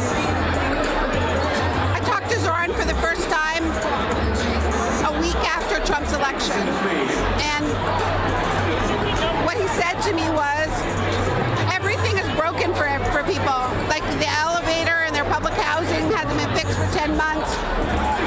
Nothing is working. So it's so easy for someone like Trump to come along and be like, blame the immigrant, blame the unhoused person. And his entire campaign was about proving that if you actually meet people's real needs and raise the floor and say, okay, let's freeze the rent. Let's have free and fast buses. Let's have universal child care. Let's address that sense of scarcity and insecurity at its root. That it can pull people back from the fascist abyss. And he won tonight. He proved that works. That message works. This movement, this is anti-fascism. And it is also the antithesis of fascism. Because fascists want everybody to be the same. They celebrate conformity, uniformity, sameness, hierarchy. Look at New York as the most unruly city. The entire campaign was a love letter to the diversity, linguistic, faith, cultural diversity of the city at a time when the Republicans never stop pouring hate onto cities and make people afraid of each other, right? Naomi Klein speaking last night at Zohran Mamdani's victory party in Brooklyn. I also spoke to a New York official who also ran for mayor in the Democratic primary. Can you identify yourself and election and what you did with Zohran Mamdani. I'm New York City Controller Brad Lander. I was a candidate for mayor. I cross-endorsed with Zohran in the primary as it was clear that he was the candidate with the best chance to win. We took Andrew Cuomo on together in the second mayoral debate in the primary. The ranked choice voting was so significant. Ranked choice voting made a huge difference for us to build a slate of team of people committed to a more affordable and a more humane city, and who said Andrew Cuomo can't be anywhere near City Hall. And then I've worked really hard in the general election, obviously, to have a Muslim New Yorker and a Jewish New Yorker say, we are not going to allow Andrew Cuomo or Eric Adams or Donald Trump or Elon Musk or Stephen Miller to weaponize fear and pit us against each other. The only way that we'll be safe is if we're all safe. And your response to President Trump saying any Jew who votes for Zohran is stupid. Well, what I did today was to quote Ethics of the Fathers, or Pirkei Avot, which says, who is wise? He who learns from everyone. And who's a fool? He who can't learn a damn thing. So Donald Trump doesn't get to tell us how to be Jewish. He sure can't tell smart from stupid. And I'll tell you this, if he comes for New York City, it's not going to be Donald Trump versus Zohran Mamdani. It's going to be Donald Trump versus New York City. And I think when they write the history books, maybe they'll say when Trump started to lose was when he came for New York after we elected Zohran. And just like we said, good riddance to Andrew Cuomo would do the same to Donald Trump. So you're the city controller. You know what it means for President Trump to say he would pull billions from the city. Yeah, look, Elon Musk stole $80 million from New York in February, and Eric Adams couldn't say a damn word about it. So having a mayor who's going to stand up and fight on our behalf, bring us together, organize us to help stand up, that's how we win. That's our money. It's not Donald Trump's money, however much he might think it is. So this is certainly a message to all of the United States. Maybe it's time for you to make an optimism of the intellect piece. It's optimism of the will. Pessimism of the intellect, optimism of the will. But I get what you're saying. I get the riff. And personally, I always took that saying as a saying that was to teach yourself discipline, determination, dauntlessness. That's what I take that to mean. Where you become the diehard that cannot be crushed because your morale dipped. I will never stop. If Zohran had lost, I would still be optimistic about socialism. But because he won, I take sustenance from this. I say, see, we can beat them. We can beat both parties and the billionaires as long as we build a people-powered movement. Not only the Republican Party, but the Democratic Party as well, which is clearly fighting back.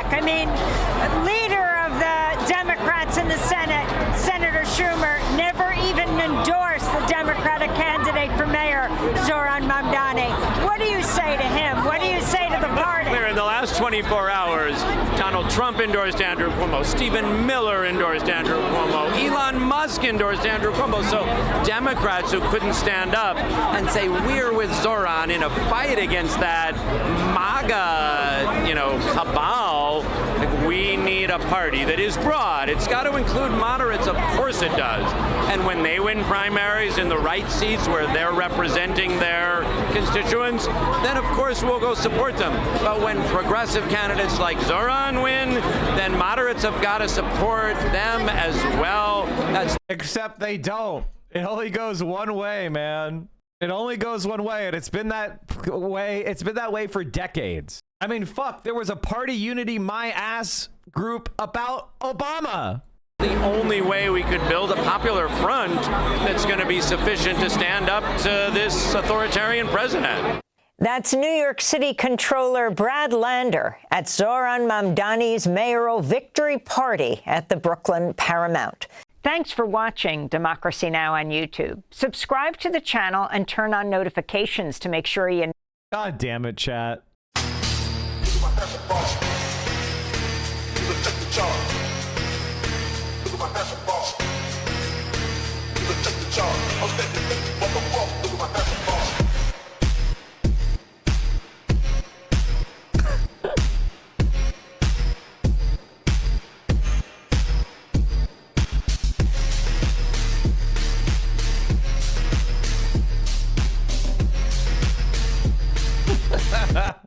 last night, I posted this.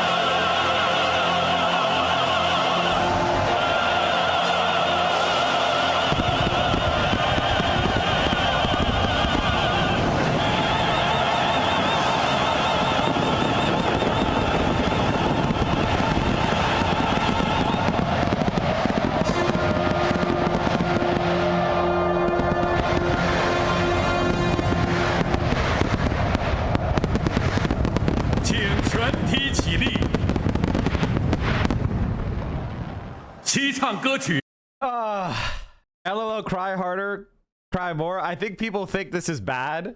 They think I'm posting this as if it's bad.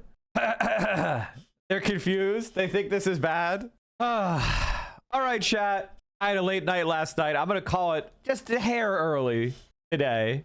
Thank you so much for all the support. We'll be back with more in-depth analysis tomorrow. We'll be looking at some of the other races. It just feels good.